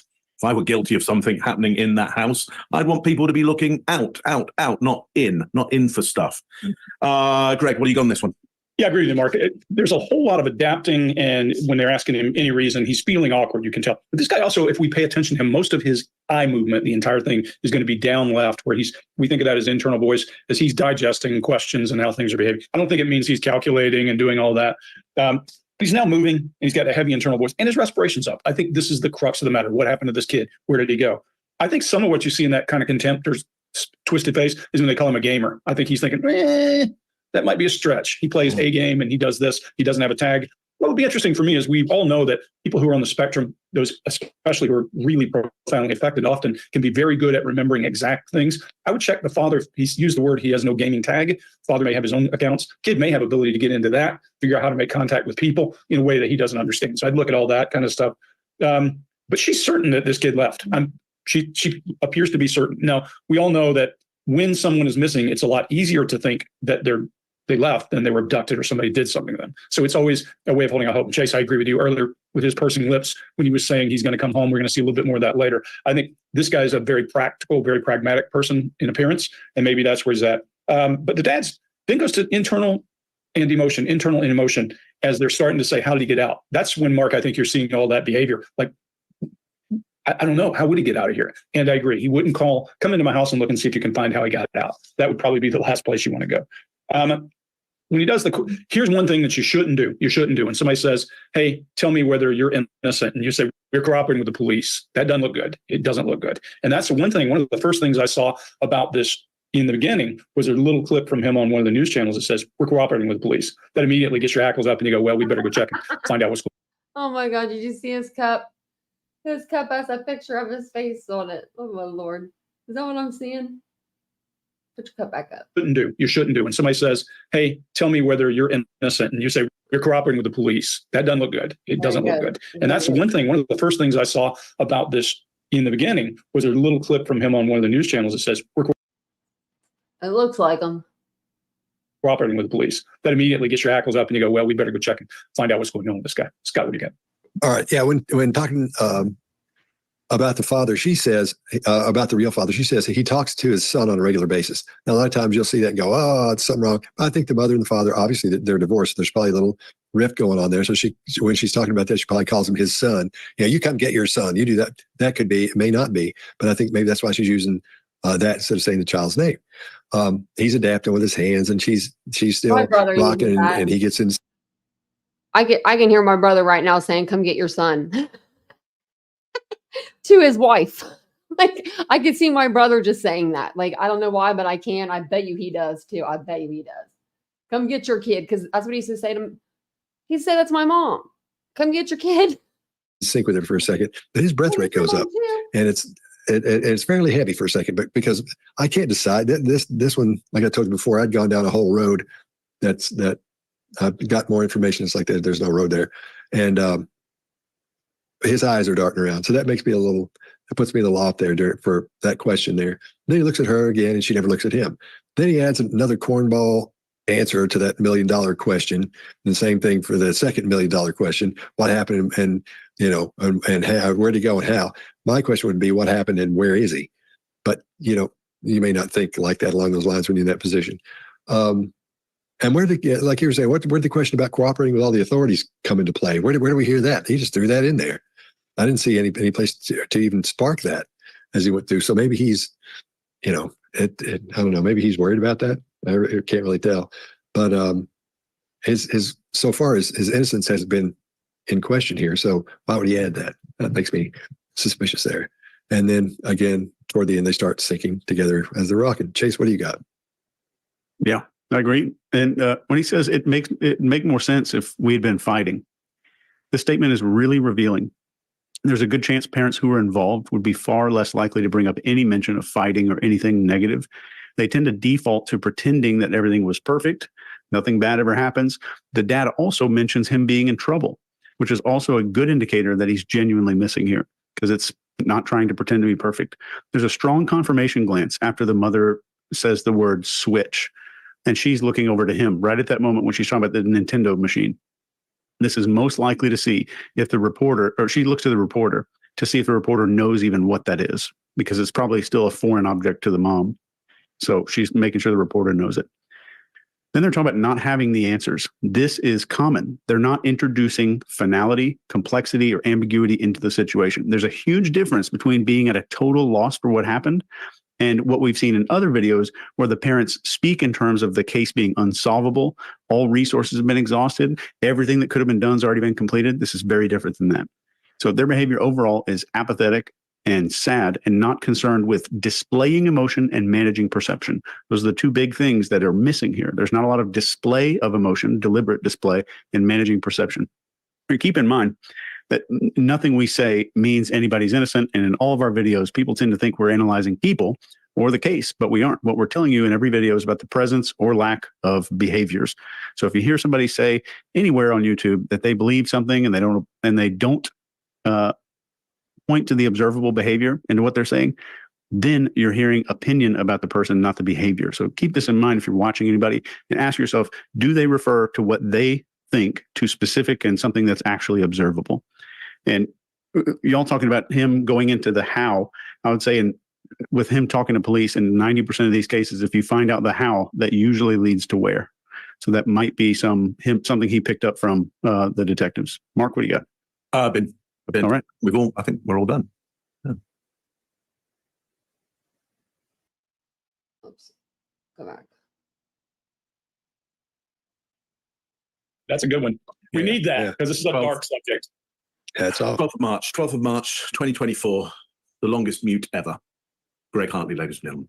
at 2:48 p.m. Eastern time. Yeah, beautiful, beautiful. God bless. One of those tape replays. Is there anything that happened that day that you think back and there might have been a reason he was possibly upset or something outside that could have enticed him to go outside? Was there anything that came to mind? We've been combing Thank over you guys that all for day being and here. even the weeks before he left, and I don't. Just want to thank everyone for being here tonight. I appreciate it. If you guys don't mind just taking a second, hit the like button, all the buttons, subscribe, share, all those things, you know. And I'll be in the chat with you guys. I hadn't been able to figure it out. He's that morning he was laughing, he was joking. Everyone we were around that day agreed that he seemed like he was in a good mood. He was behaving. It'd make more sense if we'd been fighting. Or he'd been in trouble, but he hadn't been in trouble. So, I mean, the $1 million question, why did he go? And the other $1 million question is how. What about social media? Is there anything that, you know, anyone he could have contacted? I understand he was somewhat of a gamer, or what was he? There was a video game he loved, right? Minecraft. He loves Minecraft.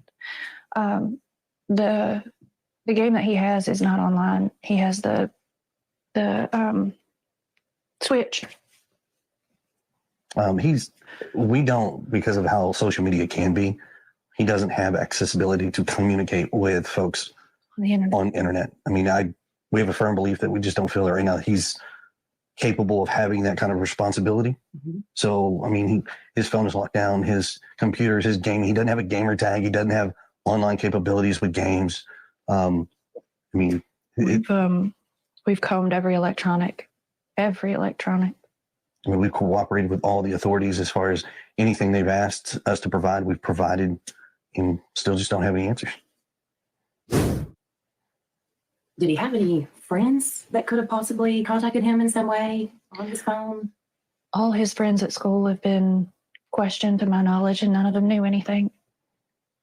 So this big question mark. He's vanished. Yes, ma'am. No one can figure out where or why.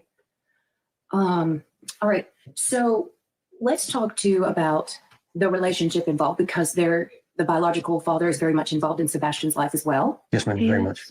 Right. And how would you describe that relationship, the two of them and the four of you?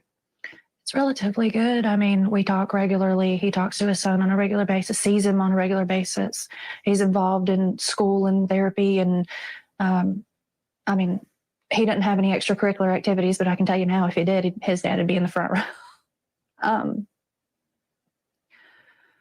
In 2 different households. See, that's what I don't get. You know, they were trying to give Seth some respect here, you know, like as being Sebastian's father. And then you hear the first time, you know, Katie's ever brought up, it's like, wow, you know, Seth, geez Louise. And the communication between the three of us is great. I mean, yes, we're just like every parent. We all have our disagreements, but in the end, we come together as a team and we work and we come up with solutions that as we best see fit. I mean, I'm almost in contact with him almost daily. All right, Greg, why don't you go first? Yeah, so this one I'm only going to cover a couple of things. If we want to talk about the relationship between the family, there's certainly something going on here. But anytime you get a family with a step parent and all that kind of thing, there's going to be some kind of disagreement. But if you don't believe it, he tongue juts when they're talking about how good the relationship is. She uses a qualifier relatively, and she does pursed lips. So there's something going on between them. There's some baggage back and forth. It could be around, you know, I read that he's pretty stern about the use of the cell phone, and he says that here, says that we don't allow him to use it freely and that kind of thing. There could be disagreement with the father about that. And then you get to this baggage about where a child lives. So I'm not going to read anything into it. I'm just going to say you might even get different opinions from the father than you're getting from the stepfather and the mother, because that's the way relationships work out. The rules are different in each house. You know, you don't tell me. And then I've recently read that Sebastian was supposed to move back in with the father at the beginning of summer. Look, while we're at this, let's stop for just 1 second and say, do anything you can. Go look at posters of this kid, push these posters through your social media network, do anything you can to help people find this kid, whether he's safe or whether he's not safe. Let's get this kid some help right now and do as much as you can. Social media is a powerful tool. Broadcast this across everything you own, and we may actually get some help for this kid. Chase, what do you got? Totally agree. So the stepfather here seems to be eager to grab onto this big question that the reporter brings up.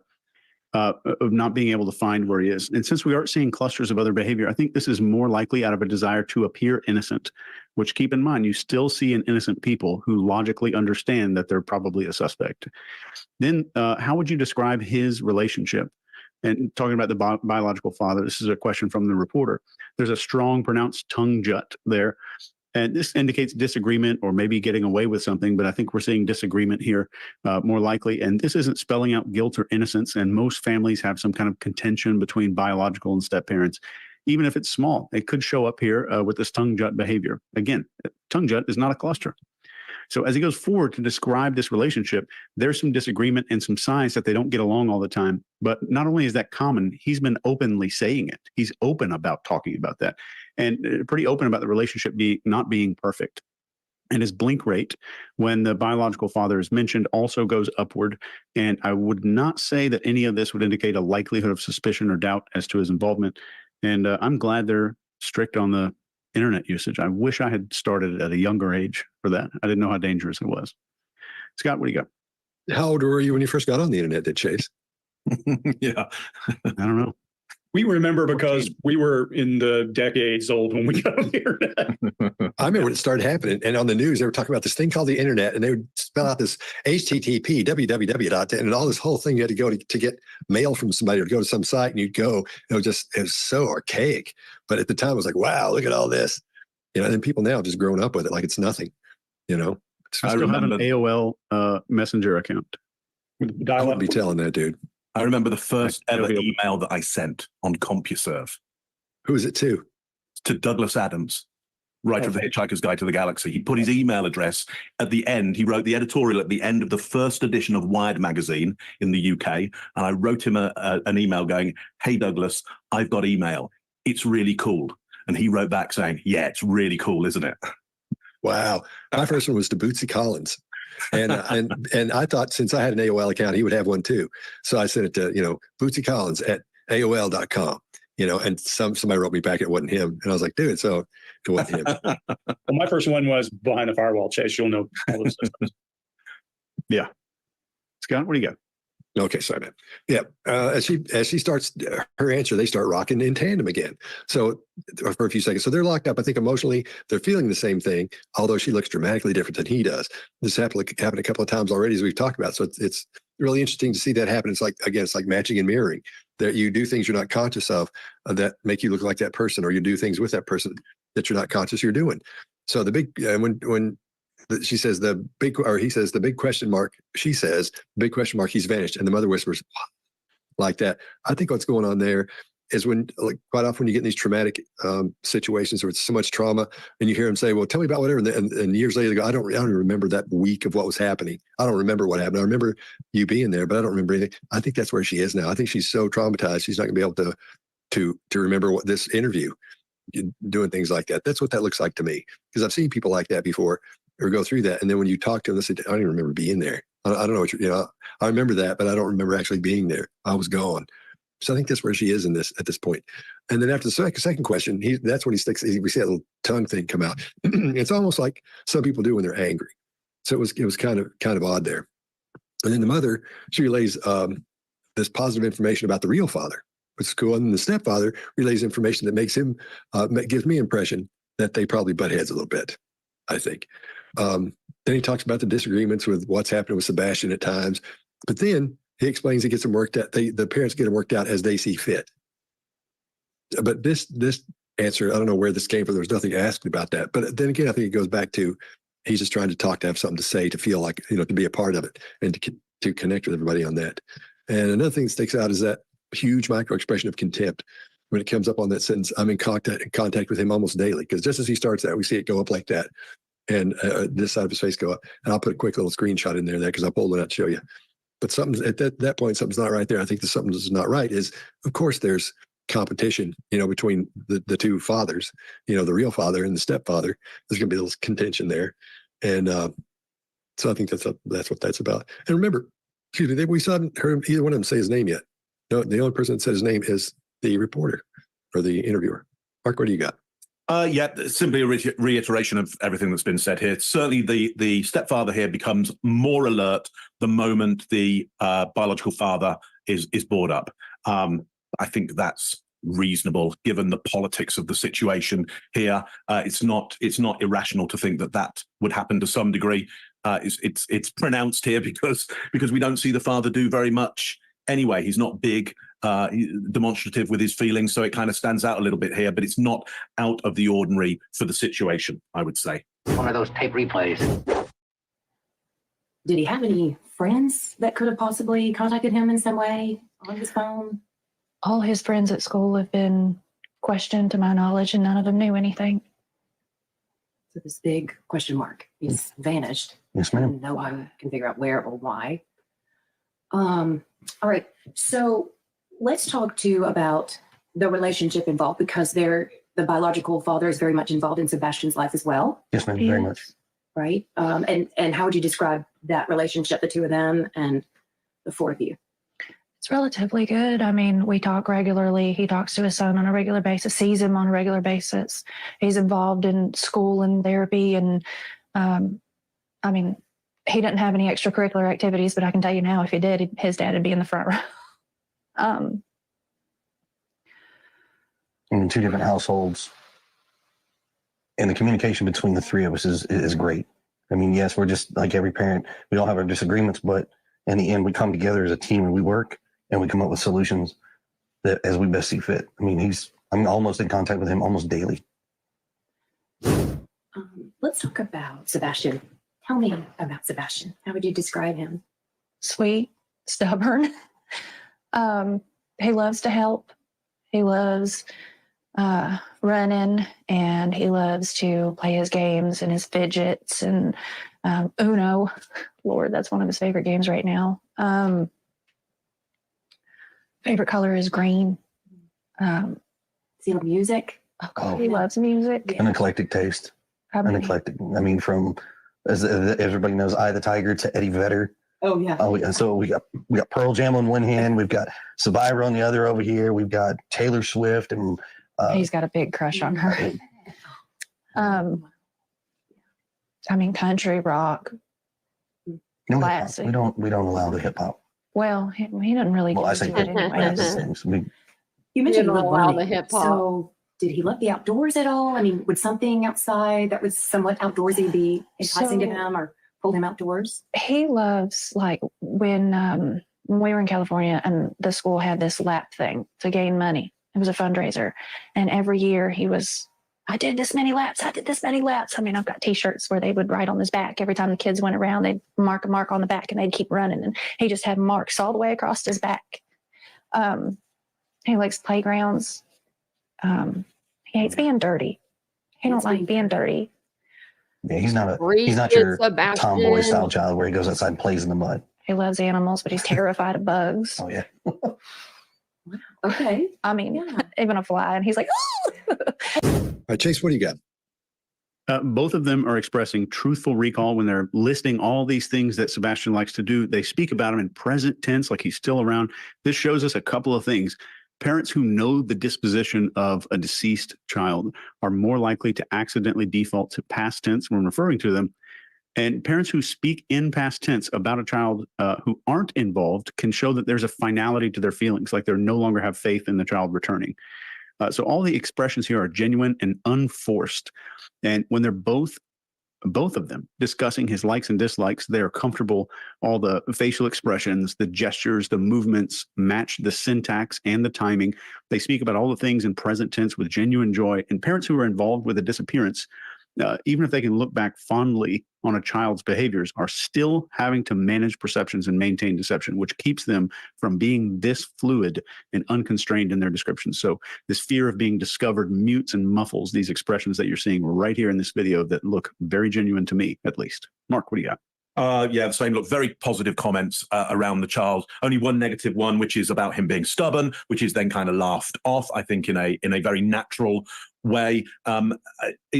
To be positive about him. And there's every reason why a child on the spectrum reaching teenage years is going to become more and more stubborn often in their behaviors. Not every child of that nature and not every child, but there is a possibility that this will be a thing for that family at the moment. They get really animated about the Sebastian's love of music. Clearly, that is a joy for them. It's they're proud, both of them. They're proud, especially the stepfather, I think, shows that real engagement with the son around that music piece. They're proud of his love of music and his engagement with music. And I think the stepfather seems to show some kind of strong relationship with the son around that music piece. Not the kind of thing that I would expect from two people who've been involved in some kind of crime around the child. Again, do I know that to be true? No, not what I would expect. So you'd need to give me lots of other evidence for me to see that would show me an alternative to this. Show it to me so I could see it, hear it, touch it. You know, we want evidence to the contrary, not just possibilities and ideas and imaginations around it. Greg, what do you think?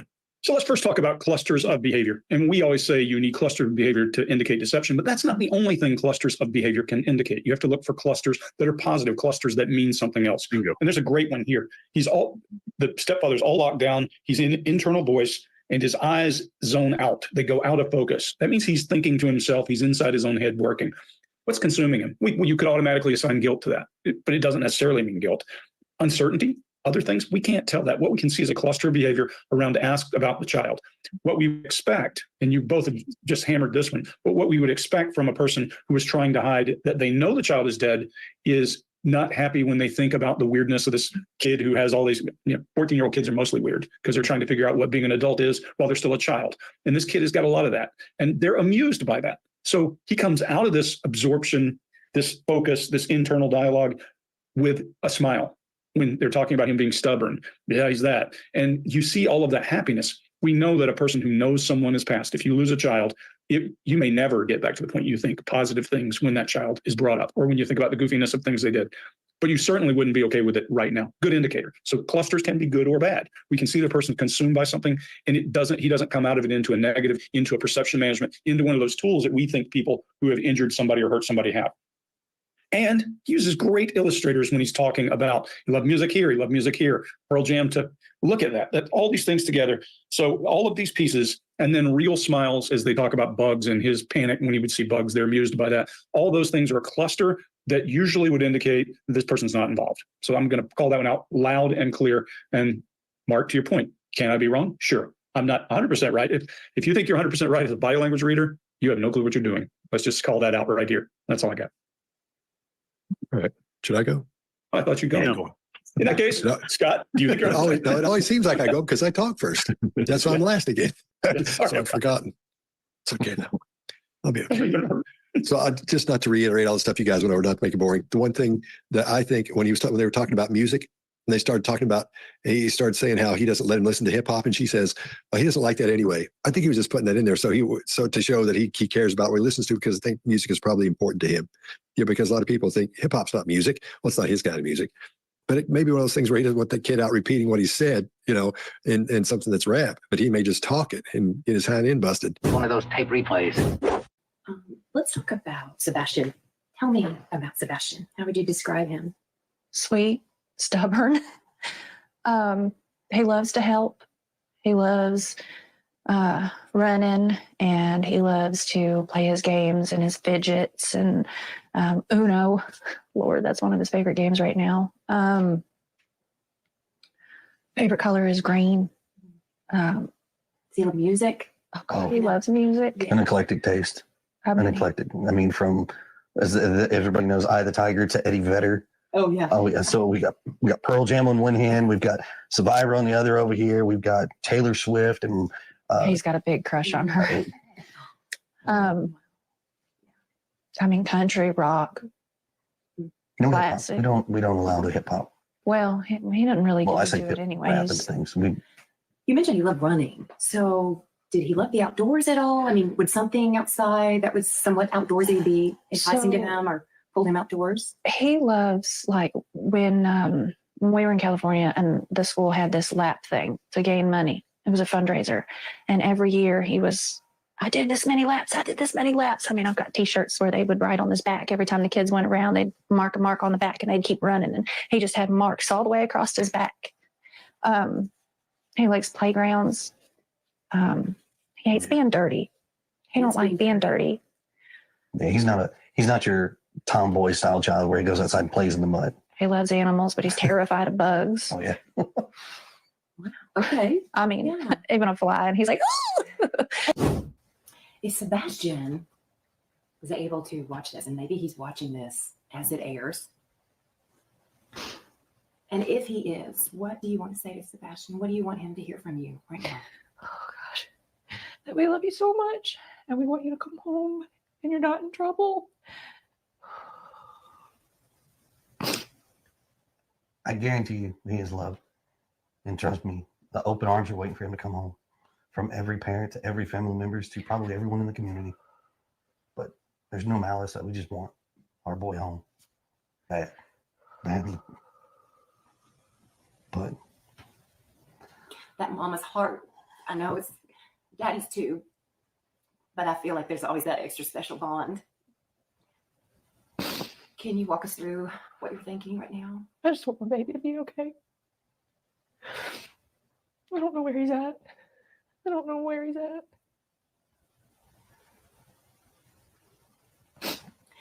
Let's talk about the community, because I want you all to know, even my church body. I mean, we're all praying. I mean, I must be return. blind. I am blind in one eye, but and deaf, and blind again, and no emotion, no empathy. I don't know why am I seeing a grieving family right here? Why am I seeing two grieving family members and not a lot of other people are seeing it? That's what I don't get. Someone's gonna have to come in here with some, like, a fact, like she did this. This is why we think she did it. Or I don't know. I just think they made my heart break, but maybe it's just me. Quickly, what do you all want to say to the community? Thank you. with everything from the bottom of our hearts, I would not have imagined how far this has gotten, but there's no way to repay the gratitude, the love that we have felt from the community, the prayers. But thank you. But from the don't bottom of our stop hearts. looking. Yeah, please. My son is somewhere. This ain't over until he's home. I'll go first on this one since I've been going last every time, just about. So I think she gives a heartfelt answer. That's coming right from the heart. That's a mother who's grieving right there. And he doesn't know what to say, so he goes in this cornball thing about the family and open arms and all that. But the thing that bothers me is when he says there's no malice. That's lawyer talk. So, and then he tells, I'll skip that part. So that probably says he's probably spent some time in court. Obviously, he has. And then when he says that, for the reason he would be in court talking about malice, makes me think he might have a little bit of a temper on him. But it's neither here nor there at this point. But it sounds like he's trying to convince the mother that he feels for the child. And then we see that upheaval of emotion on her. And that's the thing I always talk about. What's missing from someone who is innocent? You see that. And I think that was when she closed her eyes and she's rocking back and forth and talking in a real quiet volume. And then it hits her again, that horror of what's going on. And she almost loses it there. She shakes out of it, and then she ends up putting her hand to her mouth. Now, if it had been fake, I think what would have happened was she would have done that and put her hand up to her mouth at the same time. But it was just, it was not even a thought, but it came up after that. I think we almost watched her lose it. I think we were really close on that. So I think that's real. But I don't think the dad knows what the word gratitude means with the way he's using it. So I think, again, that lets me know he's just talking and adding stuff in there just to have a lot to talk about during that. Greg, what do you got? Yeah, I think this emotion is real. I'm going to probably be a little bit of outlier here, but I think the emotion is real. I can't tell you why. I mean, we can assume we understand why, but if it were not real, listen to the interviewer. Now, the interviewer, interestingly, has been using the past tense to describe this kid all throughout the interview because, that's what she does for a living, and she's gotten to that point.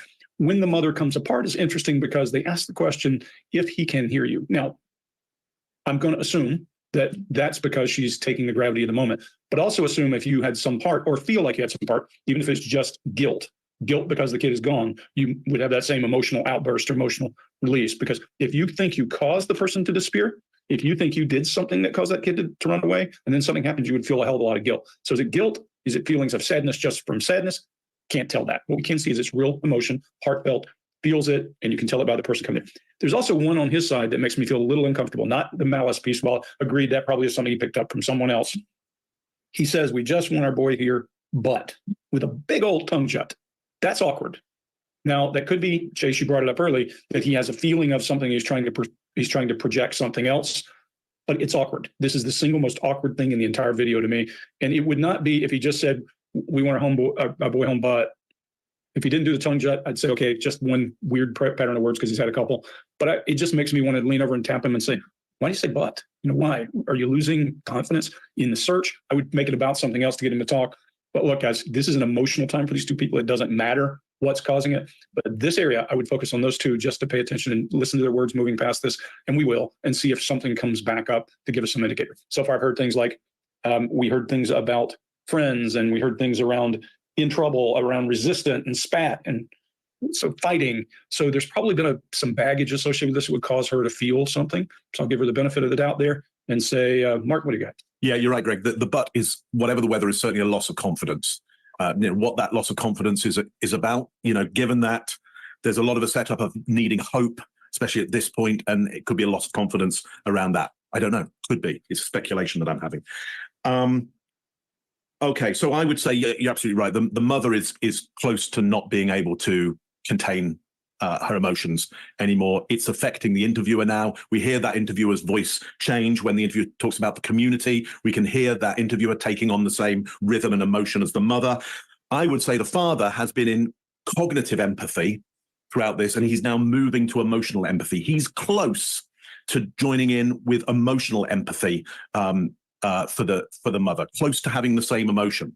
My assumption is he's been playing the role of strength and order during this, just as maybe Chase or Scott, I can't remember which of you said, if both people start taking the role of going down that well of emotion, like who's there to control that? You've got to have, if everybody goes down that route, it's complete chaos. Nothing wrong with going down that route, but in a partnership, you kind of need, one partner to hold on to the steering wheel while the other goes down that route, and vice versa. Who knows what happens with that stepfather outside of an interview, and what happens with the mother outside of that interviewer.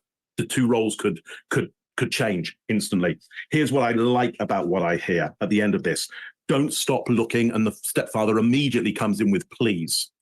Well, for somebody, if we're thinking here that this is somebody who's involved in a crime, you'd never jump in immediately with pleas. You'd hold back with that. You'd wait and see. This ain't over till he's home, and that stress on home. So look, I think for me, from what I see there, from the evidence that I see in this particular video, there seems to be quite a conflict here between the hope of getting the kid home and a reality at 8 days in as to but what's the likelihood at this point? Statistics never look good at 8 days. Chase, what do you got on this one? Yeah, y'all have some really great points, just really insightful points here on this. And I agree, this is what true grief looks like. When the reporter suggests Sebastian's watching, you can see it on her face when she's trying to come up with this. These expressions are almost impossible to fake. But if you're on the other side of the fence and you were thinking of maybe people are really good actors, hold on for a second. These actors that you're thinking of do several takes. They know the script, they prepare ahead of time for the script, and they prepare the emotions to display. And this reaction was instantaneous on her face in response to a question that she didn't know was coming. So when she says, "Oh God," there's the emotional pinnacle of truthful expression and genuine grief there. So just imagining him watching is causing this reaction, and the thought of being able to speak to him. I've watched 1,000 of these things, give or take, and I've never seen a reaction like this in a person who was guilty or involved. Never. And when she's saying, "I just want my baby to be okay," so often we hear people who are involved saying they want answers. Keep that in mind. They want answers to some of these questions. This woman doesn't care about how people see her. She's not managing her words and how she's being perceived. So when you're guilty and you know the disposition of a child, there's plenty of emotional and cognitive room to worry about how to come across. And when it's genuine grief, the desire to manage perception goes out the window. Keep that in mind. You can hear the emotional empathy, Scott, like you pointed, or whoever that was, in the reporter. And you don't hear this in other cases with the reporters, ever. Let's have another. Let's have another. Boss me around when it comes to the videos. I'll get to the other. Go to the next one. We're going straight to 11? Or are we doing think we Go to 11. 11. Next video. One of those tape replays.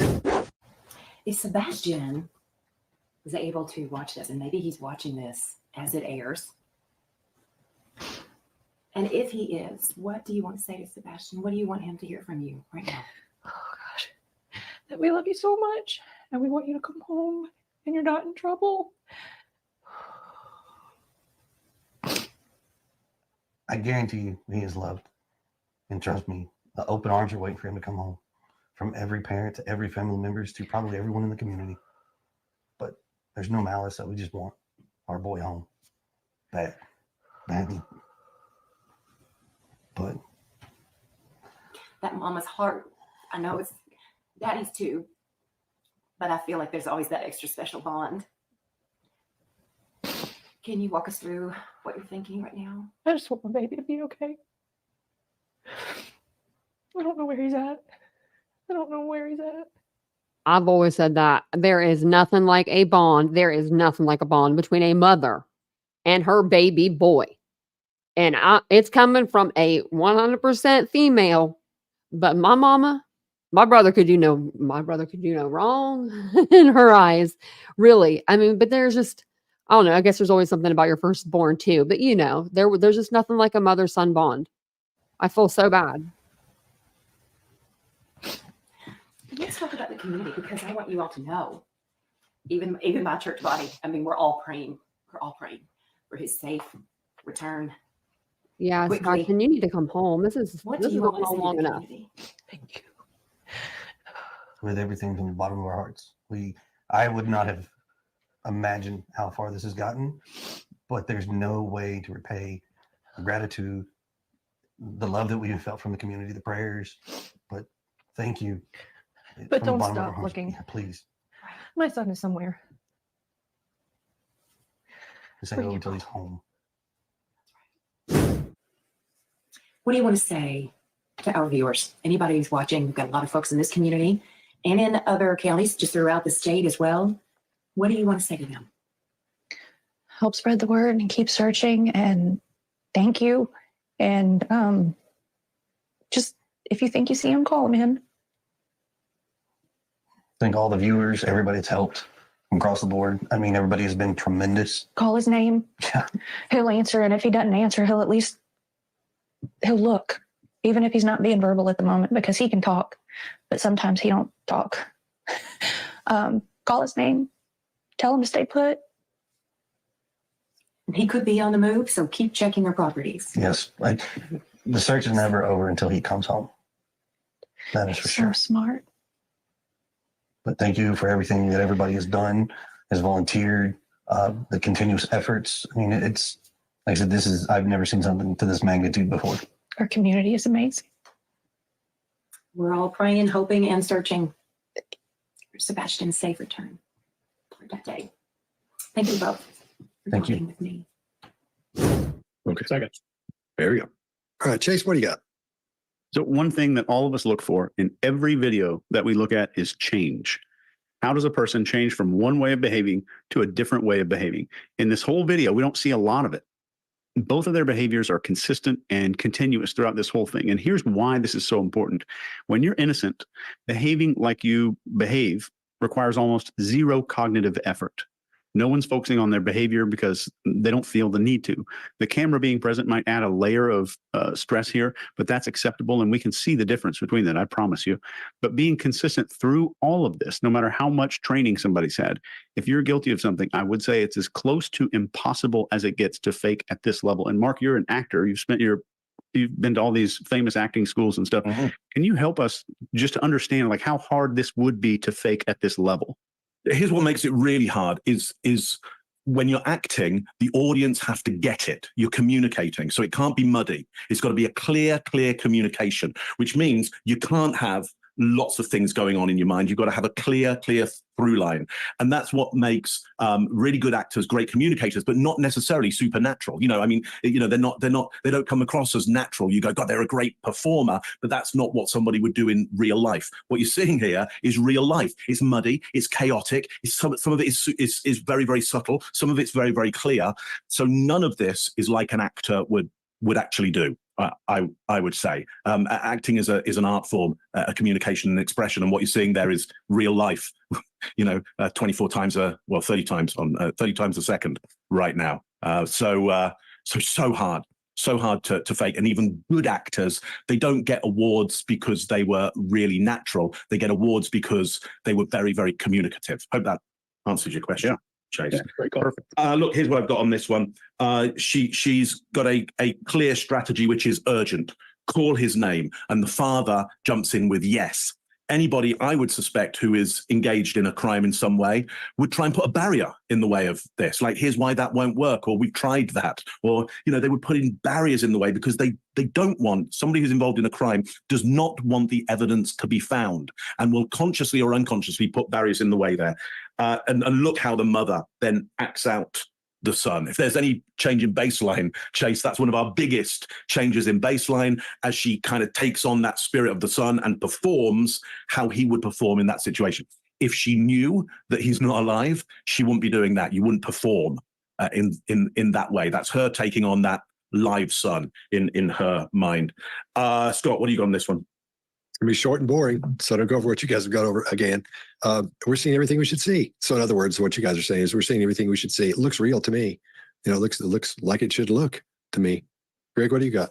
Yeah, just a few things. A couple of that come out immediately is exactly what you said, Mark. Sometimes it's very muddy. It's not the clear thing that we expect. And add to that guilt. A child is missing, guarantee you there's guilt. And I don't mean that they're guilty of doing something. I mean, they feel guilt. Imagine yourself, if your dog escapes and gets lost, you feel guilt.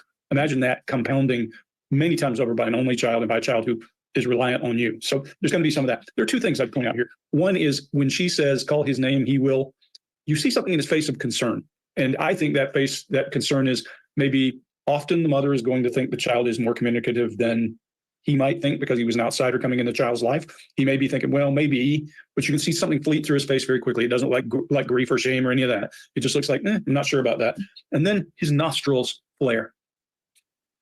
If you're about to cry and you're trying to contain emotion, often men will flare their nostrils, especially in the South where people are not maybe as emotionally broadcast as some other parts of the country where certain cultures may be more demonstrative.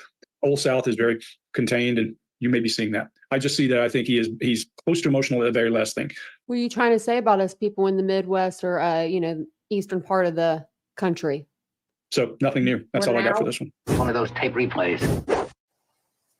What do you want to say to our viewers? Anybody who's watching, we've got a lot of folks in this community and in other counties just throughout the state as well.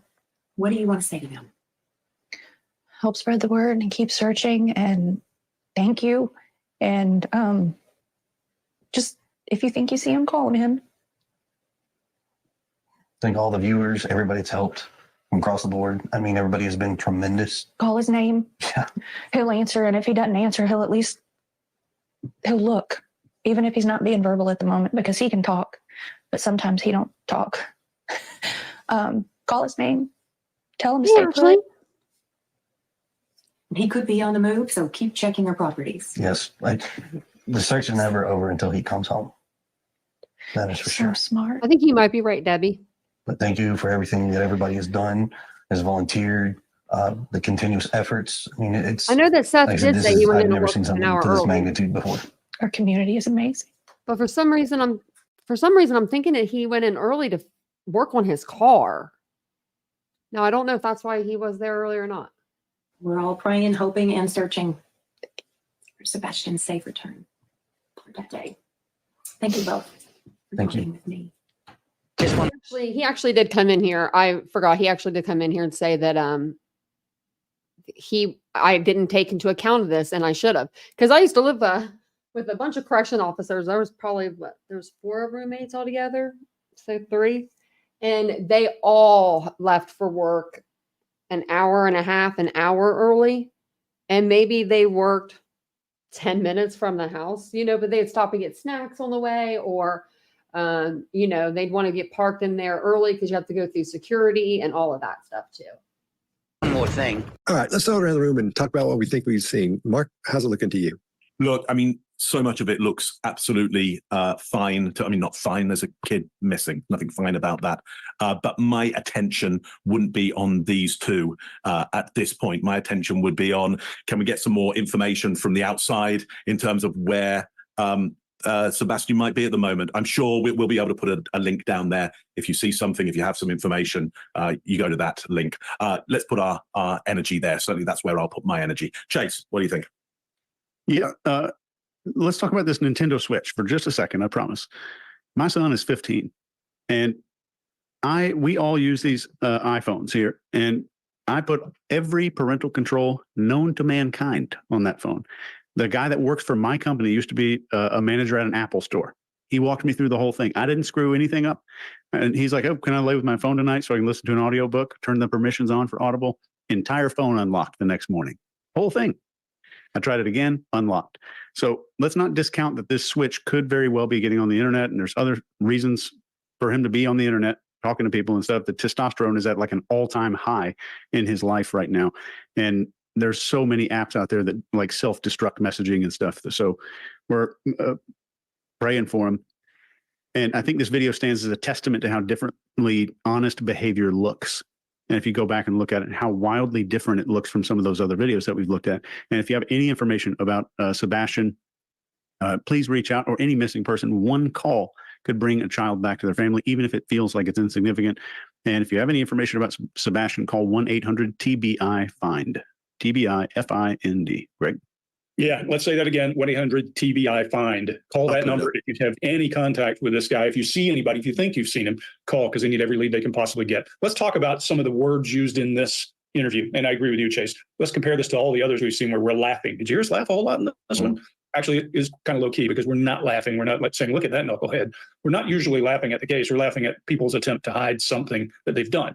And we're not doing that, if you notice. They use the word fighting. They said in trouble. They said resistant. They said spat.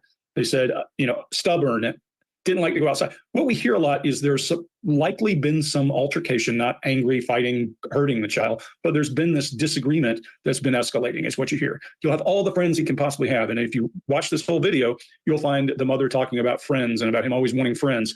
So, Chase, I'm with you. If a kid has access, and you said it earlier, Scott, I didn't grow up with all this stuff in my hands, so I don't think about IT things the same way a person who's had that in their hands since they were born does. So kids are a lot smarter at getting out of stuff. And it doesn't matter whether he's on the spectrum somewhere, how he learned to do something you don't know. His memory may be much better than yours. So whether he got access to friends that weren't friends, whether he got access to friends that got him out of the house, we don't know any of that. We can't read minds. We can't tell any. Well, I didn't know that was at the end. And that's what I've been saying this whole dang time. I mean, I'm just saying. Tanya said, titanium built me. I think, and this is just me, I think some kids did this. I don't know why. I feel like some kids snuck him, got him to sneak out of the house, don't wear shoes. For some reason, they convinced him not to wear shoes. Maybe, I don't know why they would convince him not to. Maybe they said they had a pair that they would let him, wear, but.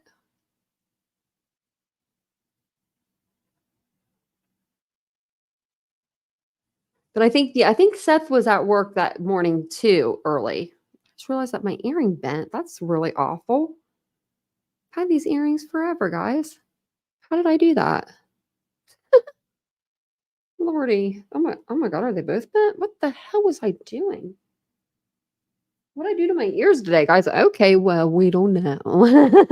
Just toss it over to the side. It was just kind of like stuck in my ear weird.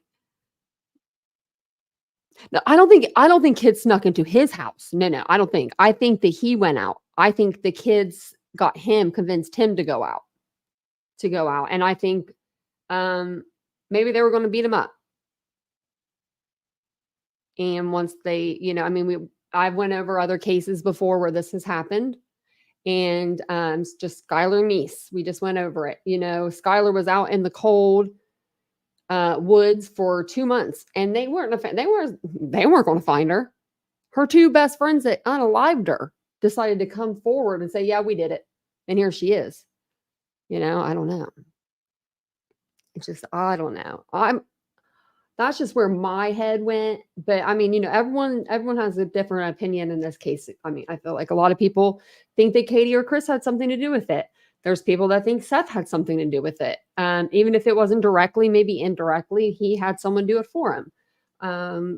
I personally don't think any of the parents had anything to do with it per se, unless it was something indirectly. Do you know what I mean? As their result, like a result of their action. Like, let's say he ran out of the house because he heard Katie and Chris they were over on the phone, and he overheard them say something that wasn't, that he didn't like.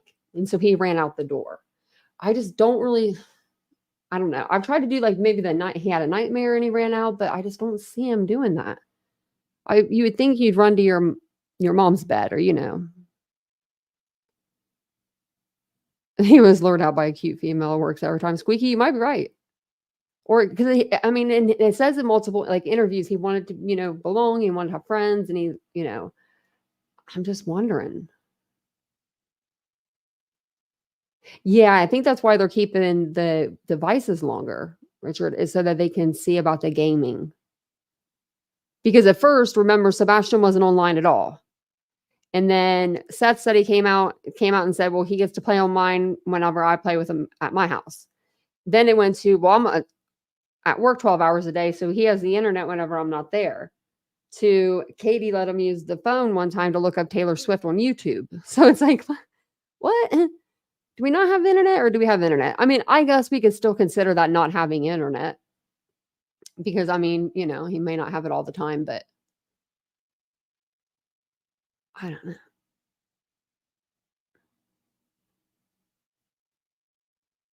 That's true. Yeah. If he had been, unless they had a date planned, and it was a date and a time and it was planned. I mean, I don't know. But Wiz sounded like she ate some good food earlier. I saw that. We just left the state, went to Mississippi. Hey, I almost made it to Kentucky. I was like right on the border, and I was like, you better take me to the hospital. I don't know where to go. I don't know.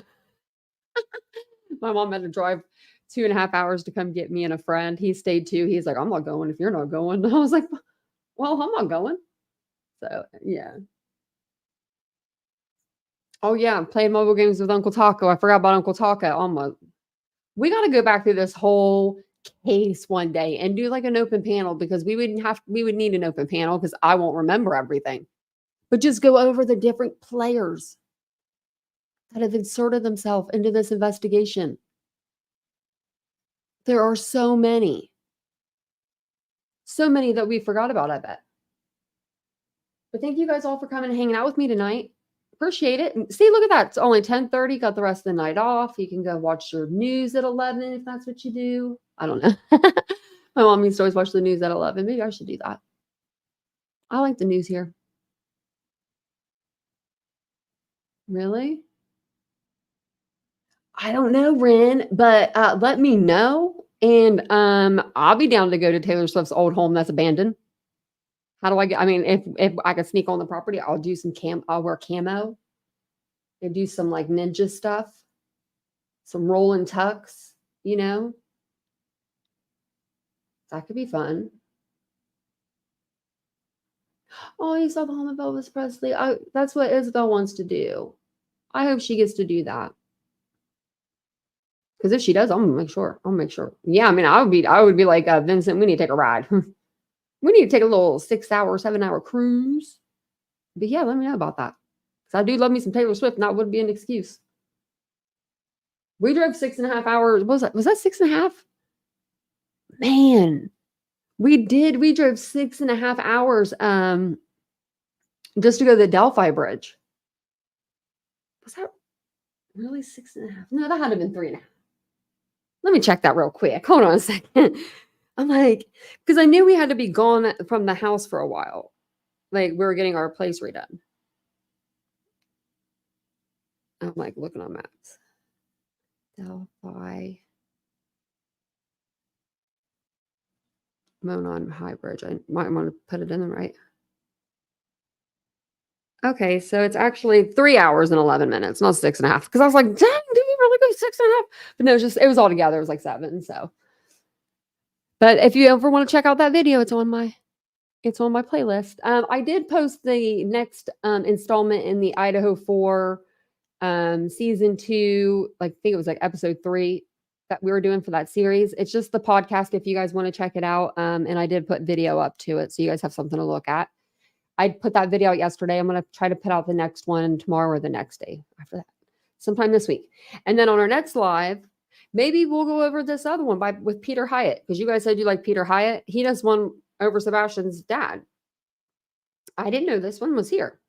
So maybe we can listen to this side and, on our next live, and we'll see what they say over, about him.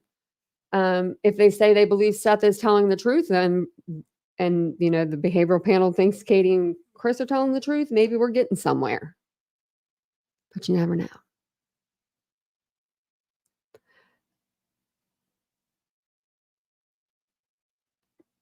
No. The new family went,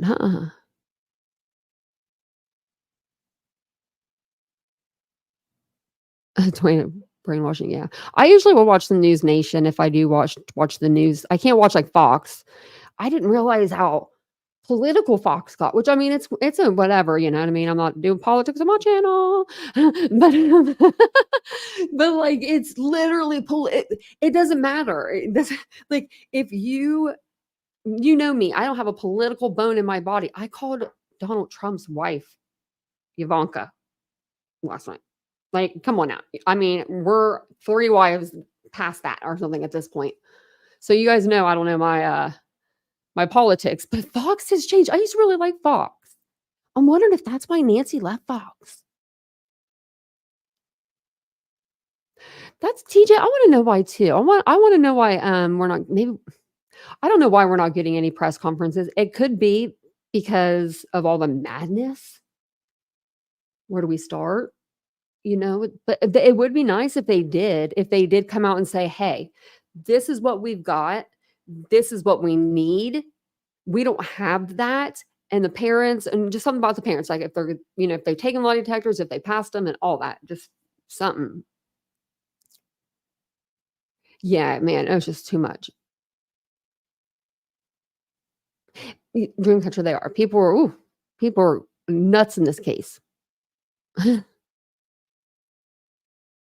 All the new Amityville house. So the next family, another family went in because one family went in and they were like, ain't for me. And they left. And I was, oh, man, who would want to buy the Amityville home? Y'all know what's up in there? Ghouls, galls, gremlins. I don't know. Man, I don't like haunted stuff. I don't like haunted stuff. I'm one of those people, if it's dark in the room and I think there's a ghost in the room, I'll be waking up Vincent to search for a ghost. Like, even if it just pops in my head, like, oh, is there a ghost in here? I'll be like freaking out, looking around. He puts up with a lot. Oh, man. That's so funny. Melania, yeah, that's her name, Melania. She doesn't seem like she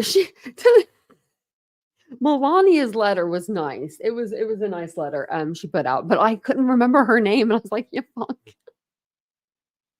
I'm like, what year am I in? I don't even know when they were married, but I know it was that was one of his first wives, wasn't it?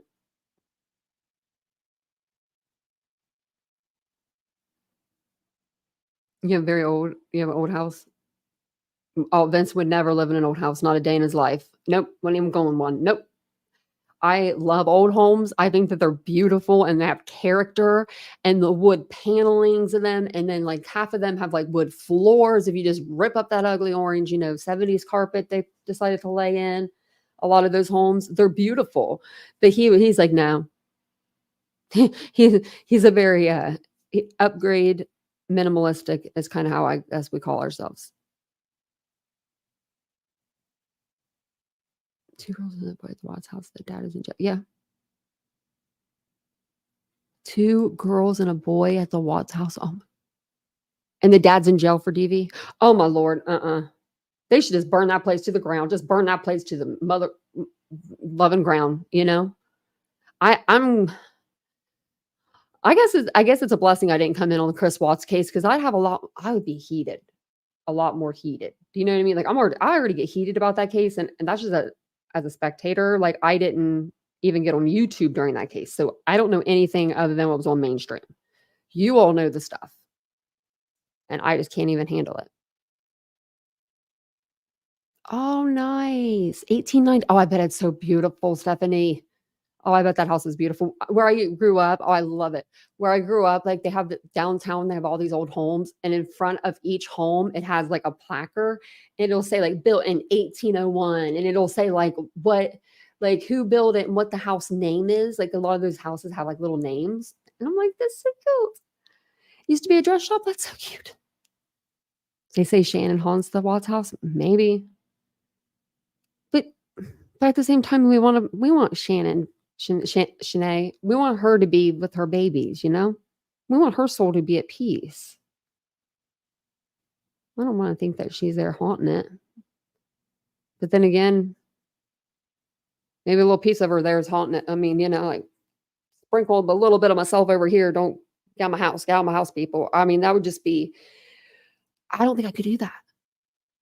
I don't think I could do that. I don't think I could live in a home where somebody was unalive, especially children. I couldn't. No. No. No. No. Now that I'm thinking of it, because that would just tear me up inside. That really would.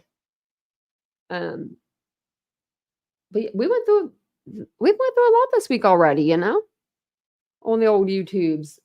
Misinformation. We got the, you know, the former president, you know, he was almost taken out. It's been a crazy week. And then we had like 4 or 5 people in Hollywood die all on the same day. I was like, what is going on?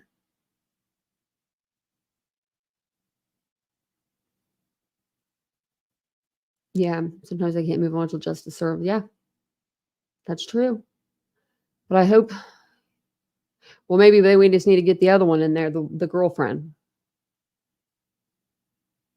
Really? Petaluma. I'm gonna write that down because we go to California every year. Now I don't know if we're going. Well, I mean we are. I just don't know when we're going this year. You used to live in a funeral home. This is so okay. You win. You win. Oh, not a day in my life. Not a day in my life. Did you get a hearse? Is there a garage for a hearse? Like you could you could park like 3 cars in there, like back to back, like, you know. Some things are pretty long. Man.